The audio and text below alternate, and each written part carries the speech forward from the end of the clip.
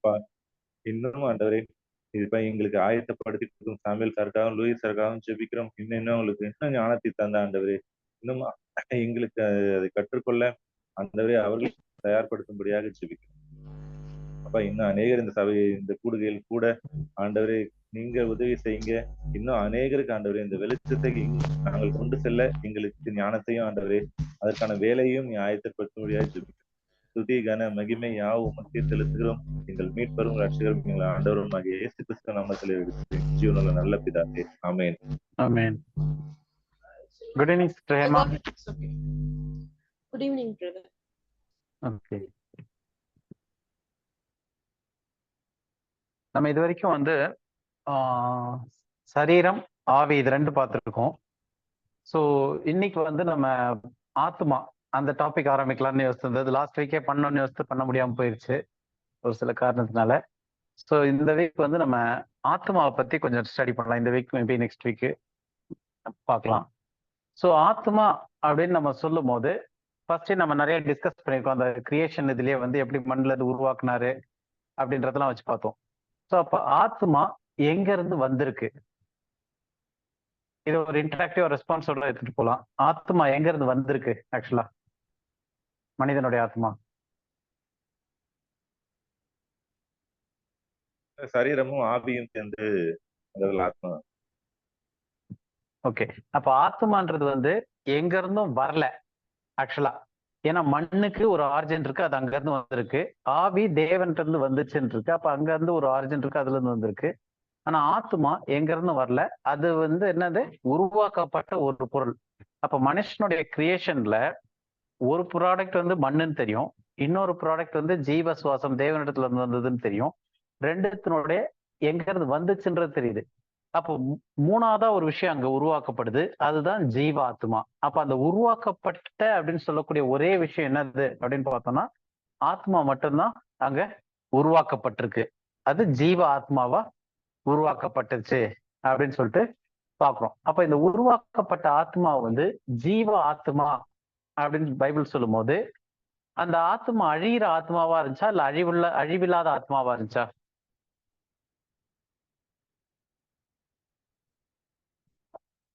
ஆத்மாக்கு அழிவு உண்டா, அழிவு கிடையாதா? அவருக்கு கீழ்ப்படையாமைக்குள்ள போகிறது வரைக்கும் அழிவு கிடையாது, பார்த்து சென்றது அழியாமைக்குள். ஓகே, அப்ப ஆண்டவர் உண்டாக்கும் போது அழிவுள்ள ஆத்மா அழிவில்லாத ஆத்மாவா உண்டாக்குனாருன்றீங்க,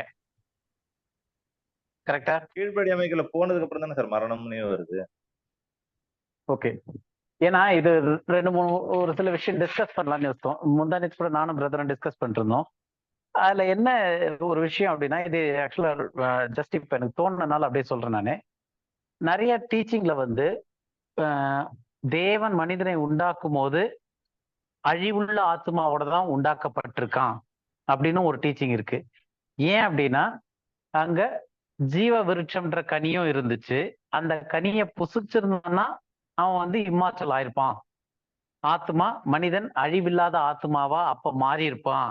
ஆனா அவன் என்ன பண்ணா, ஜீவ விருட்சம்ன்ற கனியை புசிக்காம மாறா நன்மை தீமை அறியத்தக்க கனிய புசிச்சனால அவன் வந்து அந்த அழிவுள்ளதா எப்படி உண்டாக்குனாரோ அப்படியே அவன் போயிட்டான். அவன் அழியாமைக்குள்ள வரவே இல்லை, ஏன்னா அவன் வந்து ஜீவ விருட்சத்தின் கனியை புசிக்கவே இல்லை அப்படின்ற டீச்சிங் இருக்கு.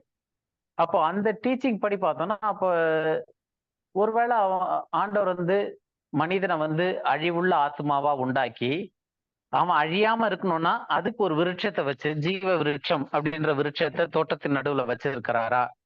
அப்படி அந்த விருட்சத்தின் கனியை புசிச்சிருந்தா ஒருவேளை ஆதாம் வந்து அழியாமையிலே இருந்திருப்பான். அப்படின்னா அப்ப அதுக்கு முன்னாடி ஆண்டவர் வந்து மனிதனை வந்து அழிவுள்ள தன்மையில தான் உண்டாக்குனாரா? கேள்வி வருது இல்லையா?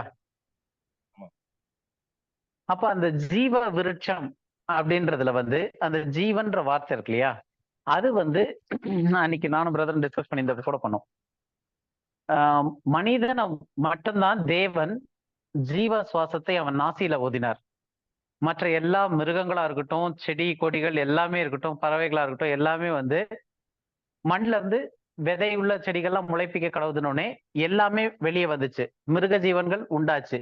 அப்ப எதுக்குமே தேவன் தன்னுடைய நாசில இருந்து நாசில சுவாசத்தை ஊதி அந்த ஜீவனை கொடுக்கல. கரெக்டா? அப்போ மனிதனுக்கு மட்டும்தான் அந்த நாசில ஜீவ சுவாசத்தை ஊதினார். அப்ப அந்த ஜீவ சுவாசம் இருக்குல்லையா, அதுல இருக்க அந்த ஜீவன், அதே ஜீவன்ற வார்த்தை தான் ஜீவ விருட்சம்ன்றதுக்குமே எழுதப்பட்டிருக்கு. அதே வார்த்தை தான். அப்ப ஒரு கனியை தின்னு ஜீவன் வரணும் அப்படின்ற அவசியம் மனிதனுக்கு தேவையில்லை. அழியாமைக்குள்ள போறதுக்கு அந்த கனியை புசிச்சுதான் வரணும் இல்ல. அவனுக்குள்ள ஊதப்பட்ட அந்த காற்று, சுவாசமே என்ன காற்று? ஜீவ சுவாசம். அதனால அவன் என்ன ஆயிருக்கான்? ஜீவ ஆத்மாவானான். அப்ப அந்த ஆத்மா அந்த கனியை தின்றனால, அந்த கனியை புசித்திருந்தால் அழியாமைக்குள்ள போயிருக்கும் அப்படின்றது கிடையாது. மனிதனை உண்டாக்கும் போதே அழியாமையில தான் உண்டாக்குனாரு. ஏன்னா அந்த கனியில இருக்கக்கூடிய அந்த ஜீவனை தேவன் அவனுடைய நாசியிலே சுவாசமாவே ஊதிட்டாரு. அவன் என்ன ஆயிட்டான்? அழியாத ஜீவ ஆத்மாவாயிட்டான். அப்ப அந்த கனி எதுக்கு? மண்ணானது எல்லாவற்றையும் உயிர்ப்பிக்க கூடியது. அந்த அர்த்தத்துக்கு அந்த கனி அங்க வச்சிருந்திருக்காரு. ஜீவ விருட்சம்ன்ற கனி தோட்டத்தின் நடுவுல இருந்துச்சு. ஆனா மனிதனுக்கு அது சாப்பிட்டாதான் அழியாமைக்குள்ள போவான்ற அவசியம் கிடையாது. மனிதனை உருவாக்கும் போதே அந்த கனியினுடைய அம்சமாகிய அந்த ஜீவனை தேவன் தன்னுடைய சுவாசத்தின் மூலமாக மனுஷனுடைய நாசியில ஊதுனனால மனுஷன் என்னவா மாறிட்டான் அப்படின்னா ஜீவ ஆத்மாவாயிட்டான். ஜீவ ஆத்மானா அழியாத ஆத்மாவா மாறிவிட்டான். அப்ப உருவாக்கும் போதே அப்படித்தான் செஞ்சது. அதுக்கப்புறம் அவனுக்கு சொல்றாரு, இந்த கனியை புசிக்கும் நாளிலே நீ சாகவே சாவாய்னா மரணத்திற்குள்ளாய் மறிப்பாய்ன்றது. நம்ம பின்னாடி படிப்போம், மரணத்தை பத்தி படிக்கும் போது.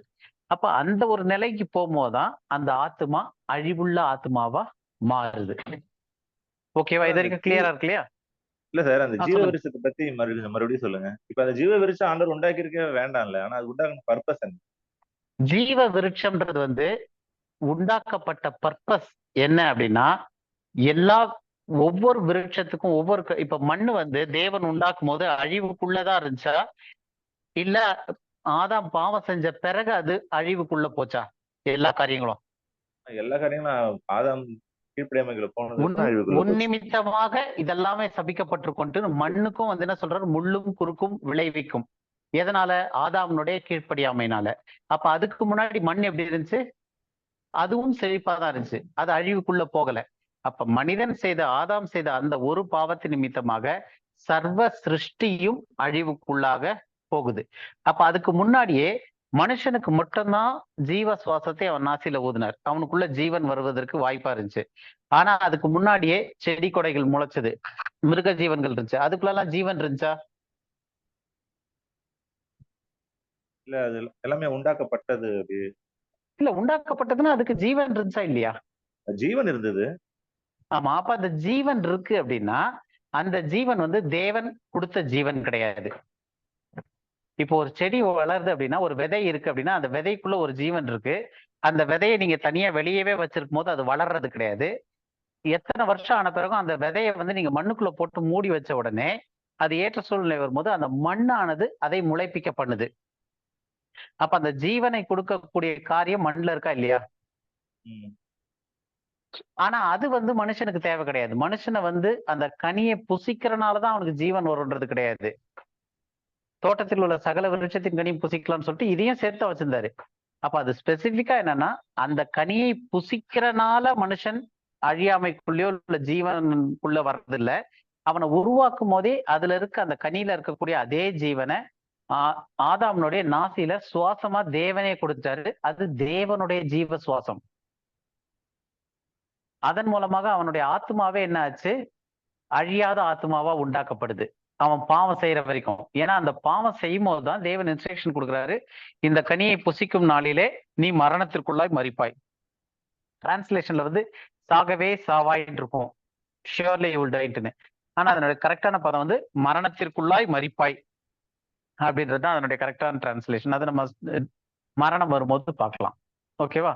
சோ அப்ப அந்த மனிதன் உண்டாக்கப்படும் போது அவனுடைய ஆத்மா அழிவில்லாத ஆத்மாவா உண்டாக்கப்பட்டுச்சு. ஏதாவது சந்தேகம் இருக்கா இல்ல அடுத்ததுக்கு போலாமா? போலாம் சார். ஓகே. அப்ப அந்த ஆத்மா பாவம் செய்யும் போது அது என்னவா மாறிடுச்சு? அழியும் தன்மைக்கு மாறிடுச்சு. அப்ப அதுக்கப்புறம் ஜீவாத்மான்னு சொல்ல முடியுமா, இல்ல அழியும் ஆத்மான்னு சொல்ல முடியுமா பாவம் செய்த பிறகு? அழியும் ஆத்மா தானே சார் அது? அழியும் ஆத்மா தான். அப்போ தேவன் மனிதனை உண்டாக்கும் போது அந்த மனுஷன் மண்ணினால உண்டாக்கி ஜீவ சுவாசத்தை அவன் ஆசையில ஊதின பிறகு அந்த மனுஷன் என்னவா மாறினானா ஜீவ ஆத்மாவானான். அப்ப அந்த ஆத்மா அழிவில்லாத ஆத்மாவா மாறுச்சு. பாவம் செய்யும் போது அந்த நாள்லே சாகவே சாவாய்ன்னு சொல்றது நீ மரணத்திற்குள்ளாய் மறிப்பாய், அதாவது அழிவுக்குள்ளாய் போவாய் அப்படின்ற கான்செப்ட் வரும்போது அந்த ஆத்மா அழிவுள்ள ஆத்மாவா மாறிடுது. அந்த ஆத்மா அழிய போகுது. ஆனா எப்படி அழியுதுன்னும் போது நம்ம மரணத்தை பத்தி படிக்கும் போது பார்ப்போம். அது மரணத்திற்குள்ளாய் மறிப்பாயின்றது ஒரு பெரிய கான்செப்ட். அது எப்படி நடக்குதுன்னு இதுக்கு அடுத்த ஒரு 3 வாரம் கழிச்சு மரணத்தை பத்தி வரும். அப்ப நம்ம அதை பத்தி பார்க்கலாம். சோ அப்ப அழிவில்லாத ஆத்மாவா உண்டாக்கப்பட்டது. பாவம் செய்த பிறகு அந்த ஆத்மா அழிவுள்ள ஆத்மாவா மாறிடுச்சு. அப்போ இந்த அழிவுள்ள ஆத்மாவை மீட்கிறதுக்கு ஒரே ஒரு வழிதான் பைபிள் சொல்லுது. என்ன வழி? அது அழிவுள்ள ஆத்மாவை மீட்கிறதுக்கு என்ன வழி இருக்கு? எபிரேயர் 9வது அதிகாரம் 22வது வசனம் எடுத்து படிங்க. எபிரேயர் 9வது அதிகாரம் 22வது வசனம்.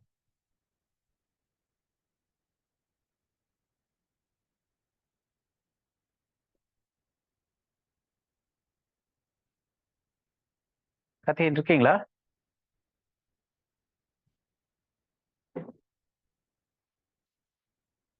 ஒன்பது 22 தானே சார்? ஆமா, எபிரேயர் 9:22. நியாயப்பிரமாணத்தின்படி கொஞ்சம் குறைய எல்லாம் இரத்தத்தினாலே சுத்திகரிக்கப்படும். ரத்தம் சிந்துதல் இல்லாமல் மன்னிப்பு உண்டாகாது. அப்ப ரத்தம் சிந்துதல் இல்லாமல் மன்னிப்பு உண்டாகாது. Without shedding of the blood there is no remission. அப்ப பாவ மன்னிப்பு உண்டாகணும் அப்படின்னா பாவத்திற்கான மன்னிப்பு அழிவுல போகுது. அதுக்கு ஒரே வழி என்ன சொல்லுதுன்னா ரத்தம் சிந்துதல் இல்லாமல் மன்னிப்பு உண்டாகாது. ஏன் அங்க ரத்தம் சிந்தனம்? ரத்தம் சிந்துதல் இல்லாமல் பாவ மன்னிப்பு இல்லைன்னு சொல்றதுக்கு காரணம் என்ன அப்படின்னு சொன்னா பைபிள் அப்படிதான் சொல்லுது. அப்ப பைபிள் ஏன் பாவ மன்னிப்புக்கு ரத்தம் முக்கியம்? இன்னைக்கும் அந்த காலத்துல நியாயப்பிரமாணத்திலயும் ரத்தத்தை கொடுத்துதான் பலி செலுத்தினாங்க. ஒவ்வொரு இடத்துலயும் இயேசு கிறிஸ்து தன்னுடைய ரத்தத்தை சிந்தி நம்மளை மீட்டு கொண்டாருன்னு சொல்றோம். ஏன் இங்க ரத்தம் தேவைப்படுது? ஒரு கையை வெட்டி செஞ்சிருக்கலாம், ஒரு காலை வெட்டி செஞ்சிருக்கலாம். அப்படியெல்லாம் இல்லாம ரத்தம் சிந்துதல்னு ஏன் ரத்தத்தோட இங்க சம்மந்தப்படுத்துறாங்க அப்படின்னு சொல்லிட்டு பார்க்கணும். ரத்தத்துக்கும் மீட்புக்கும் என்ன சம்பந்தம்? ஏன்னா இப்ப மீட்கிறதுன்னும் போது எதை மீட்க வேண்டியிருக்கு? எது அழிஞ்சது? ஃபர்ஸ்ட் பாவம் செய்யும் போது அழிஞ்ச பொருள் என்னது? ஆத்மா. புரியுதா இல்ல பாசா போறேனா? புரியுது. ஓகே. அப்ப பாவம் செய்யும் போது பாவம் செஞ்சனால அழிவுக்குள்ளானது ஆத்மா. அப்ப மீட்க வேண்டியது எது வருது? ஆத்மாவை மீட்டாக வேண்டுமே. அதுதான் மரணத்திற்குள்ள போகுது, அழிவுக்குள்ள போகுது. அப்ப ஜீவ ஆத்மா மரிக்கும் ஆத்மாவா இல்ல அழிவுள்ள ஆத்மாவா மாறுது.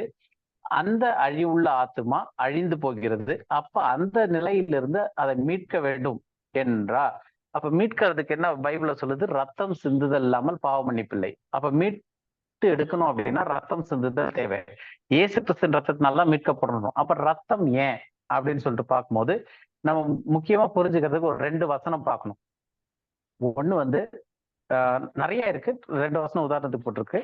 ஆதியாகமம் 9வது அதிகாரம் 4வது வசனம். மாம்சத்தை அதன் உயிராகிய ரத்தத்தோட புசிக்க வேண்டாம். ஓகே, இங்க என்ன சொல்லியிருக்கு? மாம்சத்தை அதன் உயிராகிய ரத்தத்தோட புசிக்க வேண்டாம். அப்ப நம்ம முதல்ல இப்ப என்ன பார்த்துக்கிட்டு வரோம் அப்படின்னா, ஒரு ஆத்மா இருக்கு. தேவன் உண்டாக்கும் போது ஜீவனுள்ள ஆத்மாவா அழிவில்லாத ஆத்மாவை உண்டாக்குறாரு. ஆனா இன்ஸ்ட்ரக்ஷன் கொடுக்குறாரு, இந்த கனியை புசிக்கும் நாளிலே நீ அழிவுள்ளவனாய் மாறிடுவ. அப்ப அந்த கனியை புசித்த உடனே அவன் என்ன ஆச்சு? அழிவுக்குள்ளாய் போக ஆரம்பிச்சிட்டான். அப்ப அந்த அழிவுள்ள ஆத்மாவை மீட்கிறதுக்கு பைபிள் என்ன சொல்லுது? ரத்தம் சிந்தது இல்லாமல் பாவ மன்னிப்புல ரத்தம் சிந்தி மீட்கப்பட வேண்டும். எல்லாவற்றையும் இயேசு கிறிஸ்துவின் ரத்தத்தினால மீட்டுக் கொள்ளப்படுது. அப்ப எல்லா இடத்துலயும் ரத்தம் வருது, மீட்போட, ஆத்மா மீட்போட சேர்த்து ரத்தம் வருது. ஏன் அப்படின்னு பார்க்கும்போது முதல் விஷயம் என்ன சொல்லியிருக்கு, மாம்சத்தை அதில் உயிராகிய ரத்தத்தோட புசிக்க வேண்டாம். அப்ப ரத்தத்துல என்ன இருக்கு? உயிர் இருக்கு. மாம்சத்தினுடைய உயிர் ரத்தத்துல இருக்கு, அதனால அது ரத்தத்தோட புசிக்க வேண்டாம் அப்படின்னு இந்த ஒரு வசனம் சொல்லுது. இன்னொரு வசனமும் முதல் படிச்சிடலாம். லேவியராகமம் 17வது அதிகாரம் 11வது வசனம். மாம்சத்தின் உயிர் ரத்தத்தில் இருக்கிறது, நான் அதை உங்களுக்கு பலிபீடத்தின் மேல் உங்கள் ஆத்துமாக்களுக்காக பாவ நிவர்த்தி செய்யும்படிக்கு கட்டளையிட்டேன். ஆத்மாவிற்காக பாவ நிவர்த்தி செய்கிறது ரத்தமே. அப்ப இங்க என்ன சொல்லிருக்கு? மாம்சத்தின் உயிர் ரத்தத்தில் இருக்கிறது. மேலேயும் நம்ம படிச்சோம், மாம்சத்தின் அதன் உயிராகிய ரத்தத்தோட புசிக்க வேண்டாம்னு ஆதியாகமம் 9:4 படிச்சோம். இங்கே வந்து மாம்சத்தின் உயிர் ரத்தத்தில் இருக்கிறது. அப்ப மாம்சம்ன்றது இந்த ஃபிளஷ் பாடி. அப்ப இதனுடைய உயிர் எங்க இருக்கு? ரத்தத்தில் இருக்கிறது. நான் அதை உங்கள் பலிபீடத்தின் மேல் உங்கள் எதுக்காக? ஆத்துமாக்களுக்காக பாவ நிவர்த்தி செய்யும்படிக்கு கட்டளையிட்டேன். இது வந்து அந்த பலி செலுத்துறது. ஆத்மாவிற்கு பாவ நிவர்த்தி செய்கிறது எது? ரத்தமே. அப்போ ஆத்மாவுக்கு பாவ நிவர்த்தி புரியுதா உங்களுக்கு? ஆத்மா தான் அழிஞ்சது. அந்த அழிவுள்ள ஆத்மாவை மீட்கிறதுக்கு ரத்தம் தேவைப்படுது. அப்ப அந்த ரத்தம் ஏன் அப்படின்னு பார்த்தோம்னா, மாம்சத்தின் உயிர் அந்த ரத்தத்துல இருக்குன்னு போட்டிருக்கு. இந்த இடத்துல இந்த வசனத்தை பார்க்கும், மாம்சத்தின் உயிர் ரத்தத்தில் இருக்கிறது, அத உங்களுடைய ஆத்மாக்களுக்காக பாவ நிவர்த்தி செய்யும்படி கட்டளையிட்டேன். ஆத்மாவிற்காக பாவ நிவர்த்தி செய்கிறது ரத்தமே அப்படின்னு இந்த வசனம் சொல்லுது. இப்ப இந்த வசனத்தை இன்னும் புரிஞ்சுக்கிறதுக்கு நம்ம வந்து முக்கியமா வந்து அதனுடைய வார்த்தைகள் இந்த இடத்துல கொஞ்சம் அந்த எபிரேய டீச்சிங் மாதிரி போவோம். ஃபர்ஸ்ட் ஆத்மாவிற்கு பாவம் நிவர்த்தி செய்கிறது ரத்தமேன்னு பார்த்துட்டோம். அப்போ எபிரேயர்ல பார்த்தோம் நம்ம, ரத்தம் சிந்தது இல்லாமல் மீட்பு கிடையாது, மன்னிப்பு உண்டாகாது, மீட்பு கிடையாது. அப்போ அந்த ரத்தத்தினாலதான் வந்து பாவ நிவர்த்தி செய்யறது ரத்தமே அப்படின்னு பார்த்துட்டோம். அப்ப ரத்தம் தான் பாவ நிவர்த்தி செய்யுது. எதுக்கான பாவ நிவர்த்தி? ஆத்மாக்களுக்காக. ஆத்மாவிற்கு பாவ நிவர்த்தி, ஏன்னா ஆத்மா தான் அழிவுக்குள்ள போச்சு. இது வரைக்கும் கிளியரா இருக்கும்னு நினைக்கிறேன். இப்ப நம்ம வந்து இந்த 2 வசனத்திலயும் வந்து இங்க மேல பார்த்தோம் அப்படின்னா மாம்சத்தை அதன் உயிராகிய ரத்தத்தோடே அப்படின்னு இருக்கு. நமக்கு எல்லாருக்கும் தெரியும், பழைய ஏற்பாடு வந்து எபிரேய மொழியில எழுதப்பட்டுச்சு. அதனுடைய வார்த்தை பிரயோகங்களை நம்ம கொஞ்சம் பார்க்கலாம், ஸ்டடி பண்ணலாம். ஏன்னா இது ஒரு முக்கியமான விஷயம், நம்ம தெரிஞ்சுக்க வேண்டிய விஷயம். அதே மாதிரி லேவியர் 17:11 பார்த்தப்பையும் மாம்சத்தின் உயிர் ரத்தத்தில் இருக்கிறது அப்படின்னு சொல்லி பார்த்திருப்போம். இப்ப இங்க வந்து இந்த ஆத்துமா அப்படின்ற வார்த்தைக்கும் இந்த உயிர்ன்ற வார்த்தைக்கும் எபிரேயத்துல என்ன சொல்லியிருக்கு அப்படின்னு பார்க்கலாம். இப்ப இந்த இடத்துல வந்து எபிரேய பாஷையில எழுதும் போது அந்த இடத்துல குறிப்பிட்டப்பட்டிருக்க வார்த்தை வந்து இப்ப நமக்கு எல்லாரும் கம்ப்யூட்டர்ல கூட பார்க்கலாம். இந்த ஹீப்ரூ கிரீக்குலாம் வந்து ஸ்ட்ராங்ஸ் கன்கார்டன்ஸ்னு ஒண்ணு கொடுத்துருப்பாங்க. அதாவது அந்த வார்த்தைக்கான பொருள் அர்த்தம் என்ன அப்படின்றது. அதுக்கு அந்த இடத்துல பயன்பட்டு இருக்கிற வார்த்தை 2 இடத்துலயும் அந்த உயிர்ன்னு இருக்கு இல்லையா, அந்த உயிர் பயன்படுத்திருக்க இடத்துல இருக்க வார்த்தை வந்து நெஃபஷ் அப்படின்ற வார்த்தை. இந்த நெஃபஷ்ன்றது எபிரேய வார்த்தை. இதுக்கு நம்பர் வந்து நம்ம டிஸ்பிளேல பார்த்தா தெரியும், கொடுத்துருக்கேன். H5315 சொல்லிட்டு நெஃபஷ் அப்படின்னு பேரு. அப்ப இந்த நெஃபஷ்க்கு என்ன பொருள் அப்படின்னு பார்த்தோம்னா, இது நெஃபஷை பத்தி திரும்ப இன்னும் கொஞ்சம் படிப்போம். இப்போ வந்து சிம்பிளா பார்க்கணும் அப்படின்னா, நெஃபஷ்ன்ற வார்த்தைக்கு ஆத்துமா என்று பொருள். ஒரு கிரீச்சர் அப்படின்னு சொல்லலாம், ஆத்துமா. அப்ப நெஃபஷ்ன்ற வார்த்தை எங்கெல்லாம் வருதுக்கோ அந்த இடத்துல எல்லாம் எப்படி மொழிபெயர்க்கணும்? ஆத்துமா. ஆத்துமான்றதுதான் வந்து சரியான வார்த்தை.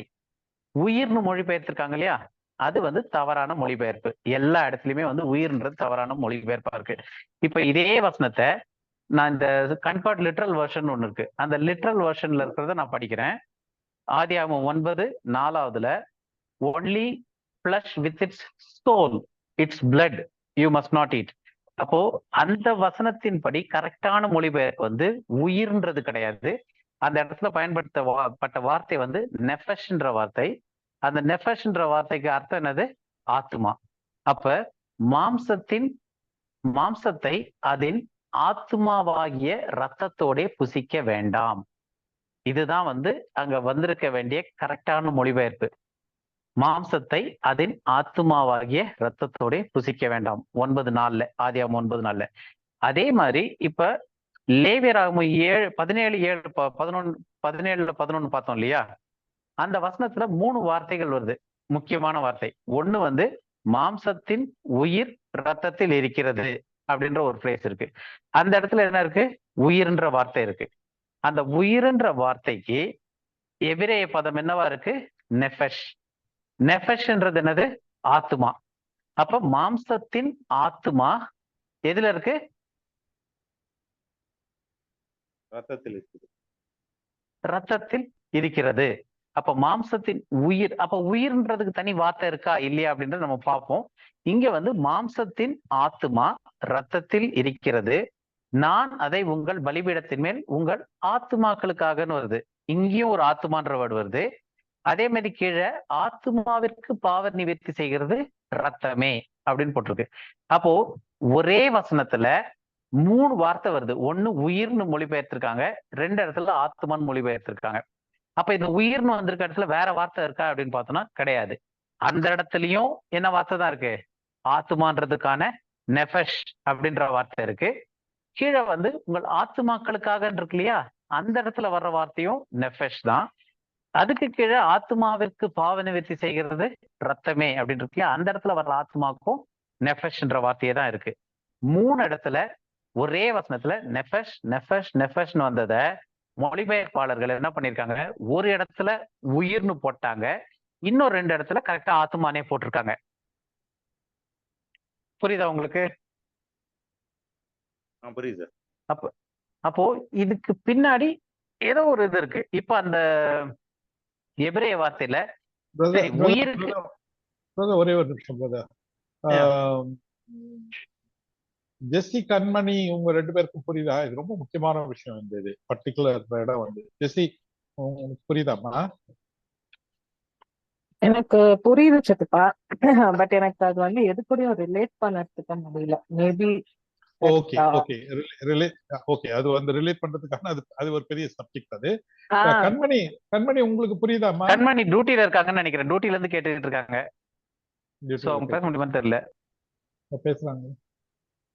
சரி, ஓகே. ஆனா இது ரொம்ப முக்கியமான விஷயம். ஓகே, சரி, ஓகே. இது ரொம்ப முக்கியமான விஷயம். மேபி ரிலேட் பண்றது வந்து நம்ம இன்னும் கொஞ்சம் உள்ள போகும்போது அது ரிலேட் ஆகும். அது ரிலேட் பண்ணும், எதுக்காக இது வருது அப்படின்னு சொல்லிட்டு. ஆனா இது வந்து ஒரு டிரான்ஸ்லேஷன் எரர். சரிங்களா? It's a translation error. சோல்னு எல்லா இடத்துலயுமே வர வேண்டியது. ஏன்னா எபிரேய மொழியில எல்லா இடத்துலயும் லைஃப்ன்ற இடத்துலயும் இந்த இடத்துல சோல்னு தான் இருக்கு. ஜெனசிஸ் 9:4லயும் சரி, 17:11லயும் சரி. ஆனா அதை வந்து பர்பஸா அது வந்து லைஃப் மாத்தி இருக்கிற மாதிரி தெரியுது. ஏன்னா there is an agenda behind. சரிங்களா? அதை பத்தி நம்ம லேட்டரா பார்க்கலாம். ஓகே, கோ ஹெட் பிரதர். இப்ப இந்த இடத்துல வந்து அப்ப லைஃப்னு ஒரு வார்த்தை வருது, உயிர்ன்ட்டுன்னு. இங்கிலீஷ்ல வந்து லைஃப்னு வரும். 2 இடத்துலயுமே வந்து அது மொழிபெயர்ப்பாளர்கள் வந்து மாம்சத்தை அதன் உயிராகிய லைஃப் அப்படின்ற வார்த்தை போட்டிருக்காங்க, ரத்தத்தோட புசிக்க வேண்டாம்னு. இந்த இடத்துலயும் மாம்சத்தின் உயிர், அதாவது life is in the of the flesh is in the பிளட்னு போட்டிருக்காங்க. அப்ப அந்த லைஃப்ன்ற வார்த்தைக்கு எபிரேயத்துல வேற வார்த்தை இருக்கா? இல்ல இதே வார்த்தையை வந்து லைஃபாவும் பயன்படுத்தலாம், இல்ல ஆத்மாவும் உயிராவும் பயன்படுத்தலாம், இல்ல ஆத்மாவும் பயன்படுத்தலாமா அப்படின்னு பார்த்தோம்னா அப்படி முடியாது. ஏன்னா லைஃபுக்கு வந்து தனியான ஒரு வார்த்தை இருக்கு. அந்த இதுக்கான எபிரேய நம்பர் வந்து H2416 சொல்லிட்டு அதுக்கு வந்து எபிரேய பேர் வந்து காய். அப்ப அந்த காய்ன்ற வார்த்தை வந்து உயிர் இல்ல ஜீவன் இந்த அர்த்தத்துல வரக்கூடிய வார்த்தை. அப்ப அங்க எழுதப்பட்ட வார்த்தை வந்து காய் கிடையாது. அந்த இடத்துல வந்தது நெஃபஷ். நெஃபஷ்னா ஆத்துமா, உயிர் கிடையாது. அப்போ மனுஷனுடைய ரத்தத்துல இருக்கிறது உயிர் கிடையாது, ஆத்துமா இருக்கு. அப்போ மூல பாஷையில வந்து இந்த வார்த்தைகள் எப்படி பிரயோஜனப்பட்டிருக்கு, யூஸ் பண்ணப்பட்டிருக்கு அப்படின்னு பார்த்தோம்னா, ஒரு வசனத்திலேயே 2 இதுவும் சேர்ந்தே வந்திருக்கு. அதாவது ஜீவன் சொல்லக்கூடிய காயம் இருக்கு, ஆத்மான்னு சொல்லக்கூடிய நெஃபஷ்ன்ற வார்த்தையும் உபயோகப்படுத்தி ஒரு வாக்கியம் நம்ம படிச்சு பார்க்கலாம். ஒரு வசனம் ஆதியாகமம் 2வது அதிகாரம் 7வது வசனம். மனுஷனுடைய சிருஷ்டிப்பிலே படிப்புமே, ஆதியாகமம் 2:7. தேவனாகிய கர்த்தர் மனுஷனை பூமியின் மண்ணினாலே உருவாக்கி ஜீவ சுவாசத்தை அவன் நாசியிலே ஊதினார். மனுஷன் ஜீவாத்மா ஆனான்.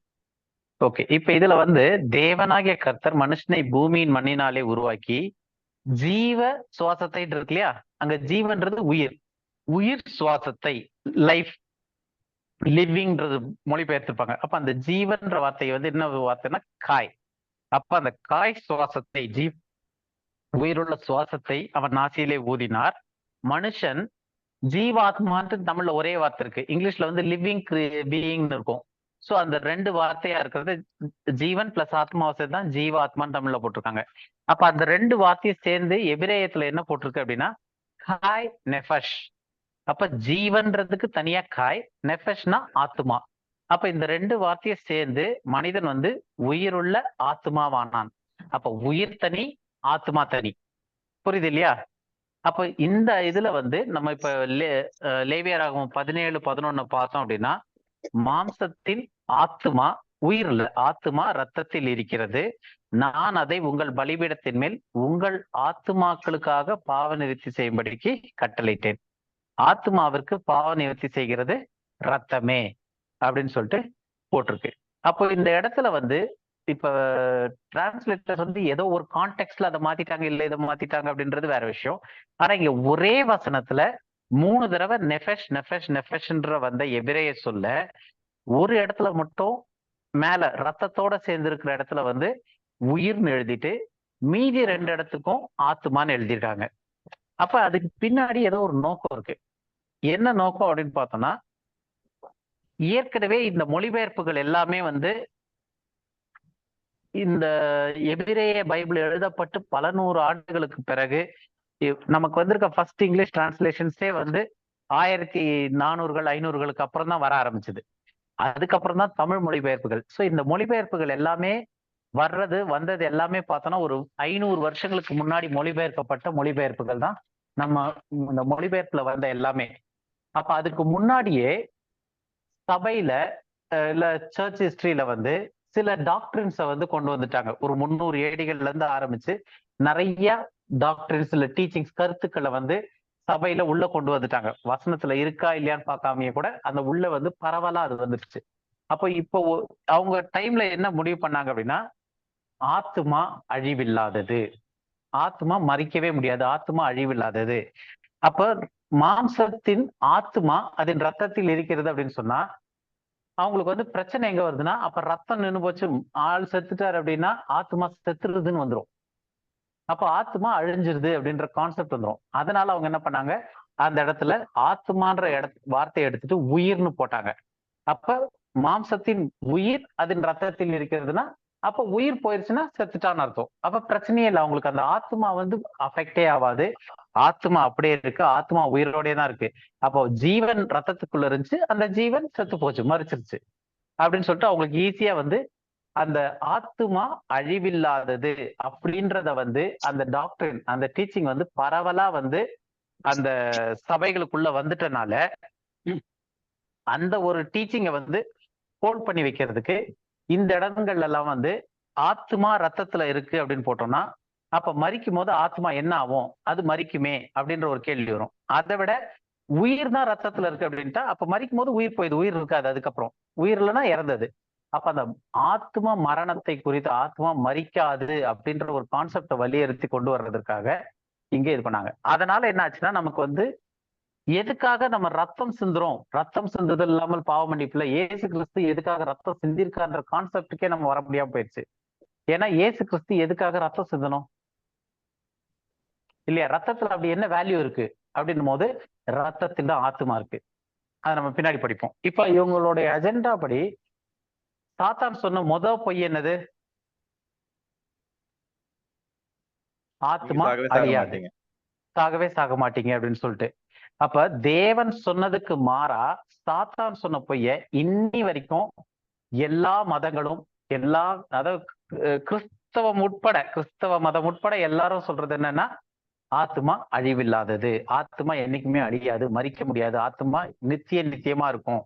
நம்ம செத்துட்டோம்னா நம்ம உடல் மட்டும்தான் பிரியுது, ஆத்மா ஒண்ணு பரலோகத்துல இருக்கும், இல்ல நரகத்துல இருக்கும், இல்ல நியாயத்திற்கு எங்கேயா வெயிட் பண்ணிட்டு இருக்கோம், ஏதாவது ஒரு கான்செப்ட். பிற மதத்துல வந்து அது இன்னொரு பிறவி எடுக்கும், வேற வேற ஜென்மம் எடுத்து வேற வேற பிறவி எடுத்து ஆத்மா கேரி ஓவர் ஆயிட்டே இருக்கும். ஏன்னா ஆத்மா அழிவில்லாதது. இதை யார் சொன்னது முதல் அப்படின்னா பிசாசு தான் போய் சொன்னது.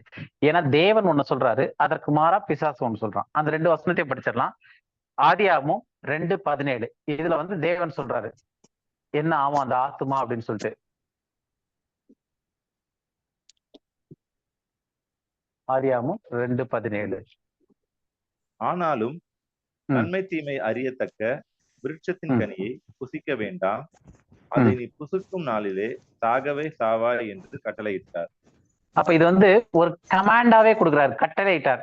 அப்ப இதை புசிக்கும் நாளிலே நீ மரணத்திற்குள்ளாய் மறிப்பாய், அதான் சாகவே சாவாய். அப்ப நீ மரணத்திற்குள்ளாய் மறிப்பாய்ன்னு சொல்லிட்டு அந்த அழிவை பத்தின ஒரு காரியத்தை சொல்றாரு. அழியக்கூடியது என்னது? எது உருவாக்கப்பட்டுச்சோ அதுதான் அழிக்கவும் முடியும். ஏன்னா மண்ணு திரும்ப மண்ணுக்கு போயிடுது, ஆவி தேவனிடத்துக்கு போயிடுது. உருவாக்கப்பட்டது என்னது? ஆத்மா. அந்த ஆத்மா எப்படி உருவாக்கப்பட்டுச்சு? அழிவில்லாத தன்மையில உருவாக்கப்பட்டுச்சு. அது பின்னாடி அடுத்த வாரங்கள்ல வரும்போது எப்படி அது அழிவில்லாத ஆத்மா உண்டாச்சுன்னு தனியா டீட்டெயிலா பார்ப்போம்.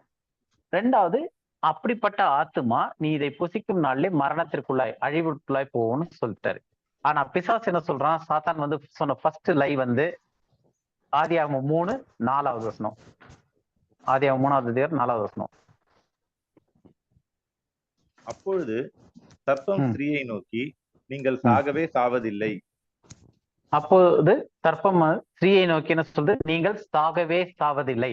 அப்ப நீங்க வந்து அழியவே மாட்டீங்க, உங்க ஆத்மாக்கு அழிவு கிடையாது அப்படின்னு சொன்ன முதல் பொய்ய இன்னைக்கு எல்லா மதமும், கிறிஸ்தவ மதம் உட்பட அதை தான் பிலீவ் பண்ணுது. அப்ப அந்த பிலீவ் பண்ணதை வந்து இவங்க எல்லாமே உள்ள வந்துட்டனால அதை ஹோல்ட் பண்றதற்காக, இந்த நம்பிக்கையை வந்து ஆத்மாக்கு அழிவே கிடையாது அப்படின்றத கொண்டு வர்றதுக்காக எங்கெல்லாம் வந்து மறிக்கக்கூடிய தன்மையில வருதோ அந்த இடத்துல எல்லாம் மொழிபெயர்ப்பாளர்கள் உயிர்னு மாத்திட்டாங்க.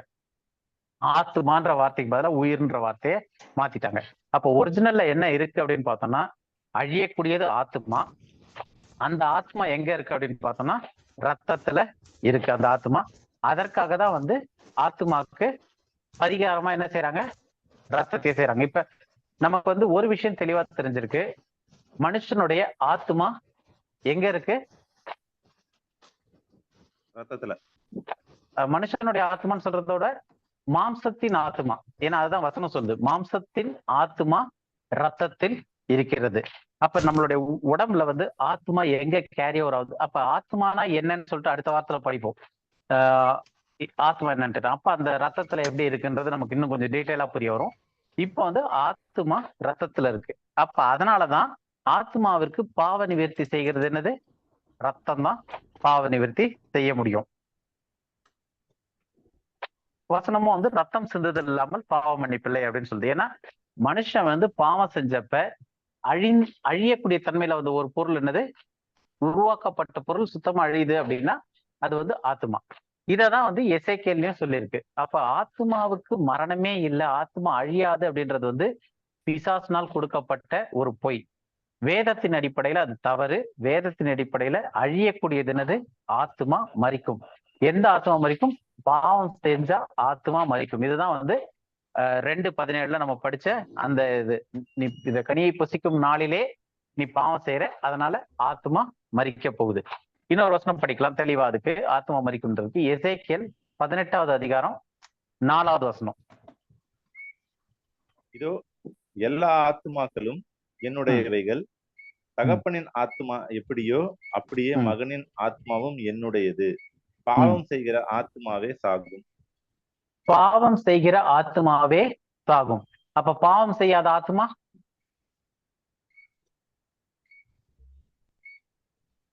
சாகுமா சாகாதா?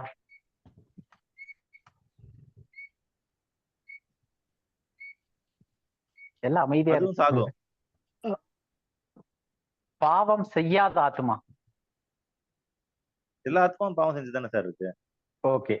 ஏன்னா இந்த வசனத்துல என்ன சொல்லிருக்குன்னா, பாவம் செய்கிற ஆத்மாவே சாகும். அப்ப பாவம் செய்யாத ஆத்மா சாகாது. அப்ப எத்தனை ஆத்மா பாவம் செஞ்சிருக்கு அப்படின்னு பார்த்தோம்னா எல்லா ஆத்மாவும். நீங்க சொன்ன மாதிரி ரோமர் 3வது அதிகாரம் 23வது வசனம் ஒரு தடவை படிக்கலாம். ரோமர் 3:23. எல்லாரும் பாவம் செய்து தேவ மகிமை அற்றவர்களாகி. அப்ப எல்லாரும் பாவம் செய்துனா ஆல் ஹேவ் சின்ட். அப்ப இதுல வந்து பாவம் செய்த ஆத்மா தான் சாகும் அப்படின்னா எந்த எக்ஸப்ஷனும் இல்ல. பாவம் செய்யாத, இப்ப பாவம் செய்யாத ஆத்மா யாராவது இருக்கா? எதுவும் இல்ல. இயேசு கிறிஸ்து இந்த பூமியில பிறந்தார் இல்லையா? இயேசு கிறிஸ்து இந்த பூமியில பிறந்த போது அவருக்கு ஆவி, ஆத்மா, சரீரம் இருந்துச்சா இல்லையா? ஏன்னா அவர் முழு மனிதனா பிறந்தார், மனித சாயலை எடுத்துக்கிட்டு வந்தாரு. அப்ப அந்த 2ஆம் ஆதாம் இல்ல கடைசி ஆதாம்னு சொல்லக்கூடிய இயேசு கிறிஸ்து பாவம் செய்திருந்தாரா? அந்த ஆத்மா பாவம் செஞ்சுச்சா? இல்ல. அப்ப அவரு சாக வேண்டிய அவசியம் கிடையாது. அப்ப அந்த சாக வேண்டிய அவசியம் இல்லாத அந்த ரத்தத்தின் மூலமாக பாவம் செய்த ரத்தத்தை மீட்டு கொண்டார். இப்ப புரியுதா? பாவம் செய்கிற ஆத்மா மட்டும்தான் சாகும், எல்லா ஆத்மாவும் சாக வேண்டியதில்லை. ஆனா ரோமர்ல ஆதாமுக்குள்ள எல்லோரும் பாவம் செய்து தேவ மகிமையற்றவர்களானோன்னு இருக்கு. அதே மாதிரி இன்னொரு ஒரு வசனம் படிச்சிடலாம். ரோமர் 5வது அதிகாரம் 18வது வசனம். ரோமர் ஒரே மீறுதலினாலே எல்லா மனுஷருக்கும் ஆக்கினைக்கு ஏதுவான தீர்ப்பு உண்டானது போல, ஒரே நீதியினாலே எல்லா மனுஷருக்கும் ஜீவனை அளிக்கும் நீதிக்கு ஏதுவான தீர்ப்பு உண்டாயிற்று. ஓகே, அப்ப ஆகையால் ஒரே மீறுதலினாலே எல்லா மனுஷரும் ஆக்கினைக்கு ஏதுவான தீர்ப்பு உண்டானது போல. அப்ப எல்லா மனுஷருக்கும் ஆக்கினைக்கு ஏதுவான தீர்ப்பு எப்படி உண்டாச்சுன்னா ஒரு மனுஷன் மூலமாக. அதனால எல்லாரும் பாவம் செய்தவர்களாயிட்டோம். ஆனா இயேசு கிறிஸ்து ஆதாம்னுடைய வழியில வராம அந்த ஆத்மா தேவனுடைய புத்திரனா வந்தனால ஒரே நீதியினாலே எல்லா மனுஷருக்கும் ஜீவனை அளிக்கும் நீதிக்கு ஏதுவாக தீர்ப்பு உண்டாயிற்று. அப்ப இந்த வசனத்துல இருந்து நம்ம என்ன பார்க்கறோம் அப்படின்னா, எல்லா மனுஷரும் பாவம் செய்திருக்காங்க இயேசு கிறிஸ்துவை தவிர. அதாவது மனிதனாக வந்த இயேசு கிறிஸ்துவை தவிர எல்லோரும் பாவம் செய்திருக்காங்க. அதனால எல்லோரும் மரிக்க வேண்டியது அவசியமா இருக்கு இயேசு கிறிஸ்துவை தவிர. அப்போ நம்ம என்ன புரிஞ்சுக்கிறோம் அப்படின்னா, ரத்தத்துல இருக்கிற ஆத்மாவுக்கு பரிகாரம் என்னது? இன்னொரு ரத்தத்துல இருக்க ஆத்மா. புரியுதா உங்களுக்கு? ஒரு ஈடு கூட கொடுக்கணும் அப்படின் போது ரத்தத்துல இருக்கும் ஆத்மாவிற்கு பரிகாரம் என்னது? இன்னொரு ரத்தத்துல இருக்கும் ஆத்மா. அப்ப ஏற்கனவே ஒரு ரத்தம் பாவம் செஞ்சிருக்கு, அந்த பாவம் செய்த அந்த ஆத்மா மறிக்கிறதுக்கான ஏதுவாயிருக்கு. அது ஏற்கனவே மரணத்திற்காக தான் இருக்கு. அப்ப அதே ரத்தத்தை வச்சு இன்னொருத்தருடைய பாவத்திற்கான பரிகாரத்தை செய்ய முடியாது. ஏன்னா இவரும் மறிக்கதான் செய்யணும், அடுத்தவரும் மறிக்கதான் செய்யணும், அதுக்கடுத்தவரும் மறிக்கதான் செய்யணும், எல்லாருமே. ஏன்னா ஆதாமுக்குள்ள இருக்க எல்லாருமே ஒரே இதுல போறனால அவர்கள் எல்லாரும் மறிக்கதான் செய்யணும். அவங்களுடைய ஆத்மா மரணத்திற்குள்ளதான் போகணும். அப்போ ஏதோ ஒரு ரத்தத்துல இருக்கிற ஆத்மாவை ஈடா கொடுக்கணும் இதெல்லாம் மீட்கிறதுக்கு. அப்ப ஆனா அந்த ரத்தம் பாவம் செய்யாத ஆத்மாவா இருக்கணும். அப்பதான் இயேசு கிறிஸ்துவனுடைய ரத்தம் நமக்கு இந்த கிரியைகளை செய்யுது. இப்ப இந்த வசனத்துக்கு ஒரு மீனிங் வரும். எபிரேயர் 9:22 படிச்சோம் இல்லையா? ரத்தம் சிந்துதல் இல்லாமல் மன்னிப்பு உண்டாகாது அப்படின்னு சொல்லிட்டு. அப்ப அந்த ரத்தம் சிந்துதல் இல்லாம மன்னிப்பு உண்டாகாது அப்படின் போது, ரத்தம் சிந்துதல் போது எல்லா ரத்தத்தையும் சிந்தி நம்ம மன்னிப்பு உண்டாக்கிட முடியாது. ஏன்னா எல்லாரும் ஏகமாய் கெட்டு எல்லாருடைய ஆத்மாவும் அழிவுலதான் இருக்கு. அப்ப அழிவுக்கே இல்லாத ஒரு ஆத்மா பர்ஃபெக்டான ரத்தத்துல இருந்து அந்த ஆத்மாவாலதான் மற்ற எல்லா ஆத்மாவையும் மீட்கப்பட முடியும். இது வரைக்கும் புரியுது இல்லையா உங்களுக்கு? புரியுது சார். ஓகே, இப்போ ஒரு டவுட் ஒண்ணு சொல்லுங்க. லாஸ்ட் அந்த ரோமர் 5:18 5:18 சொல்லுங்க. ஒரு நிமிஷம்.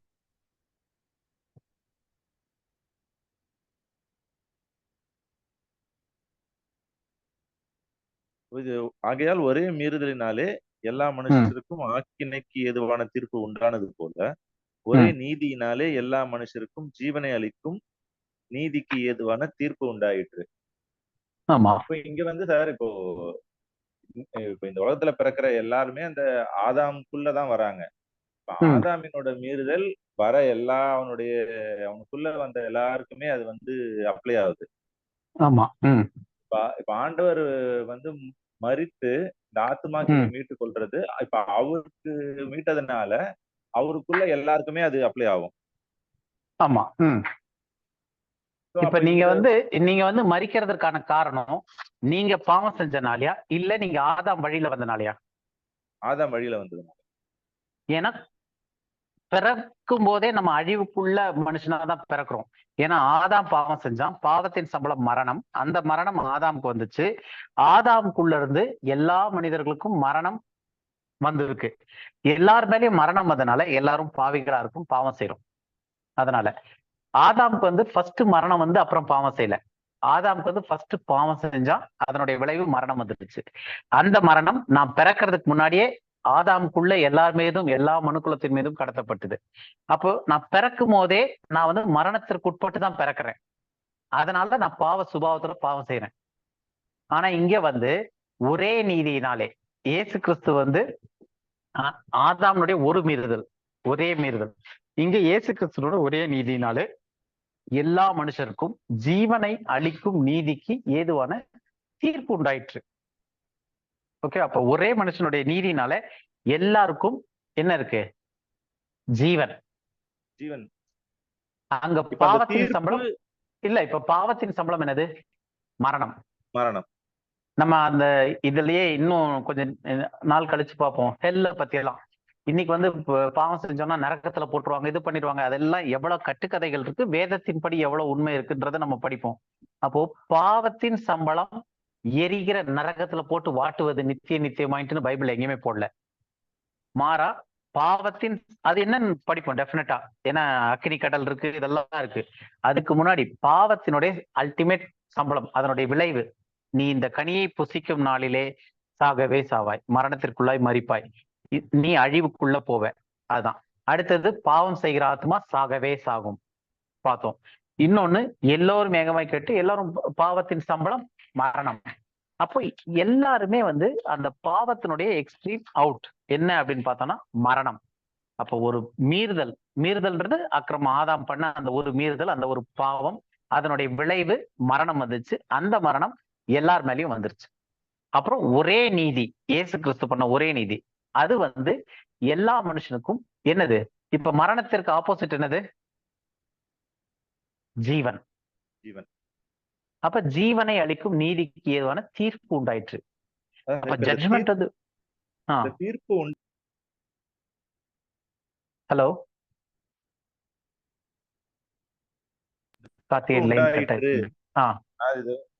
தீர்ப்பு உண்டாயிற்றுன்னு வருது இல்ல. இப்போ வந்து அந்த தீர்ப்பு உண்டாயிற்றுன்னும் போது அந்த அந்த உயிர்த்தெழுதல் மனிதருக்கு ஒரு பார்ட்டா இருக்குல்ல. திரும்ப சொல்லுங்க, எனக்கு சரியா கேட்கல. அந்த உயிர்த்தெழுதல் வந்து ஒரு பார்ட்டா இருக்குல்ல மனிதனுக்கு. ஆமா ஆமா. இருக்கிறவங்க அவங்களோட எழுந்திருப்பாங்க, அதுக்கப்புறம் ஒரு உயிர்த்தெழுதல் அந்த மாதிரி வருது இல்ல. ஆர்டர் ஆஃப் ரெசரக்ஷன் சொல்லுவாங்க உயிர்த்தெழுதல்ல. அந்த ஆர்டர் ஆஃப் ரெசரக்ஷன்ல அந்த டைம்ல உங்களுக்கு அது அப்ளை ஆகும். ஆமா. இப்ப இந்த நம்ம ஸ்டடியிலேயே வந்து உங்களுக்கு அப்படியே சும்மா இந்த ஸ்கிரீன்லயே கூட ஜூம் அவுட் பண்ணி காட்டுறேனே. இப்ப நம்ம இன்னும் என்னெல்லாம் படிக்க போறோம் அப்படின்னு பார்த்தோம்னா, மரணத்தை குறிச்சு படிக்க போறோம், நரகத்தை குறிச்சு படிக்க போறோம், மீட்பை குறித்து தனியாவே படிக்க போறோம், உயிர்த்தெழுதலை குறித்து தனியாவே ஒரு 2 வாரத்துக்கு போவோம். ஸோ இப்ப இந்த கண்டென்ட்லாம் வந்து நம்ம படிக்கும்போது உயிர்த்தெழுதல் வரும்போது அப்போ அந்த இதை டீட்டெயிலா டிஸ்கஸ் பண்ணுவோம். ஏன்னா உயிர்த்தெழுதலை வந்து எல்லாரும் ஒரே டைம்ல உயிர்த்தெழல. அதுல வந்து ஒவ்வொரு ஸ்டேஜஸ்ல ஒவ்வொரு இதுல உயிர்த்தெழுறாங்க. ஆனா எல்லாரும் உயிர்த்தெழுகிறாங்க. அதாவது மரணம்ன்றது எப்படி எல்லாருக்கும் வந்துருச்சோ அந்த மாதிரி ஜீவன்றது எல்லாருக்கும் வருது. மரணம் எப்படி எல்லாருக்கும் வந்துச்சு? ஒரே மனிதனுடைய மீறுதல்னாலே. அதே மாதிரி அது மரணம்ன்றது அதோட முடிஞ்சு ஒண்ணுமே கிடையாது. அதாவது ஆத்மா ceases to exist, soul ceases to exist. ஆத்மா அதுக்கப்புறம் இல்ல, அழிஞ்சு போயிருது. அதுதான் வந்து மரணம். அப்போ அதுக்கு அடுத்தது வந்து இன்னொரு ஒரு விஷயம் வருது, ஜீவன். மரணத்திற்கு ஆப்போசிட். அந்த ஜீவன் எப்படி கிடைக்கும்? மரித்த ஒருத்தருக்கு ஜீவன் எப்படி கிடைக்கும்? உயிர்த்தெழுதல்ல தான் கிடைக்கும். அதை கொரிந்தியர்ல எல்லாம் நம்ம அது அப்புறம் படிப்போம். ஏன்னா ஒரு விதையானது விதைச்சு அது அழிஞ்சாதான் வேற ஒரு செடியா வளரும். அப்ப அந்த மாதிரி உயிர்த்தெழுதல் படிக்கும் போது அந்த ஜீவன் எப்படி வருது, அப்ப அந்த ஜீவன் யாருக்கு வருது, எத்தனை பேருக்கு வருது, எப்படி வருது அப்படின்னு பார்க்கும்போது வசனத்துல வந்து எல்லாருக்கும் ஒரே மனிதனுடைய ஒரே கீழ்ப்படிதலினாலே, ஒரே நீதியினாலே, ஒரு மனிதன் கீழ்ப்படிந்த ஒரே நீதியினாலே எல்லா மனுஷனுக்கும் ஜீவனுக்கு நீதி உண்டாயிற்று அப்படின்ட்டு இருக்கு. அது நம்ம ரிசரக்ஷன் வரும்போது இன்னும் டீடைல்டா பார்க்கலாம். ஓகே கார்த்திக். ஆனா இப்ப வந்து எல்லாருமே வந்து ஒரு நாள் வந்து தேவனை பார்க்க தான் போறாங்க. டெஃபினட்டா, ஏன்னா வசனம் அதானே சொல்லுது. இப்ப அதான் சார். இப்ப அப்ப வந்து ஒரு மனிதன் பிறந்து அவன் இறக்குறான்னா, அதுக்கு ம், நடுவுல அவன் தேவனை அறிஞ்சுக்கிறான், அறிஞ்சுக்கல, அறியாமையே இறந்து போறான்றது வந்து ஒரு மேட்டர் கிடையாது. இல்ல அப்படி சொல்ல முடியாது. ஏன்னா ஆஹ் ஆஹ் தீமோத்தேயுல ஒரு வசனம் இருக்கு. ஆஹ் தீமோத்தேயுவா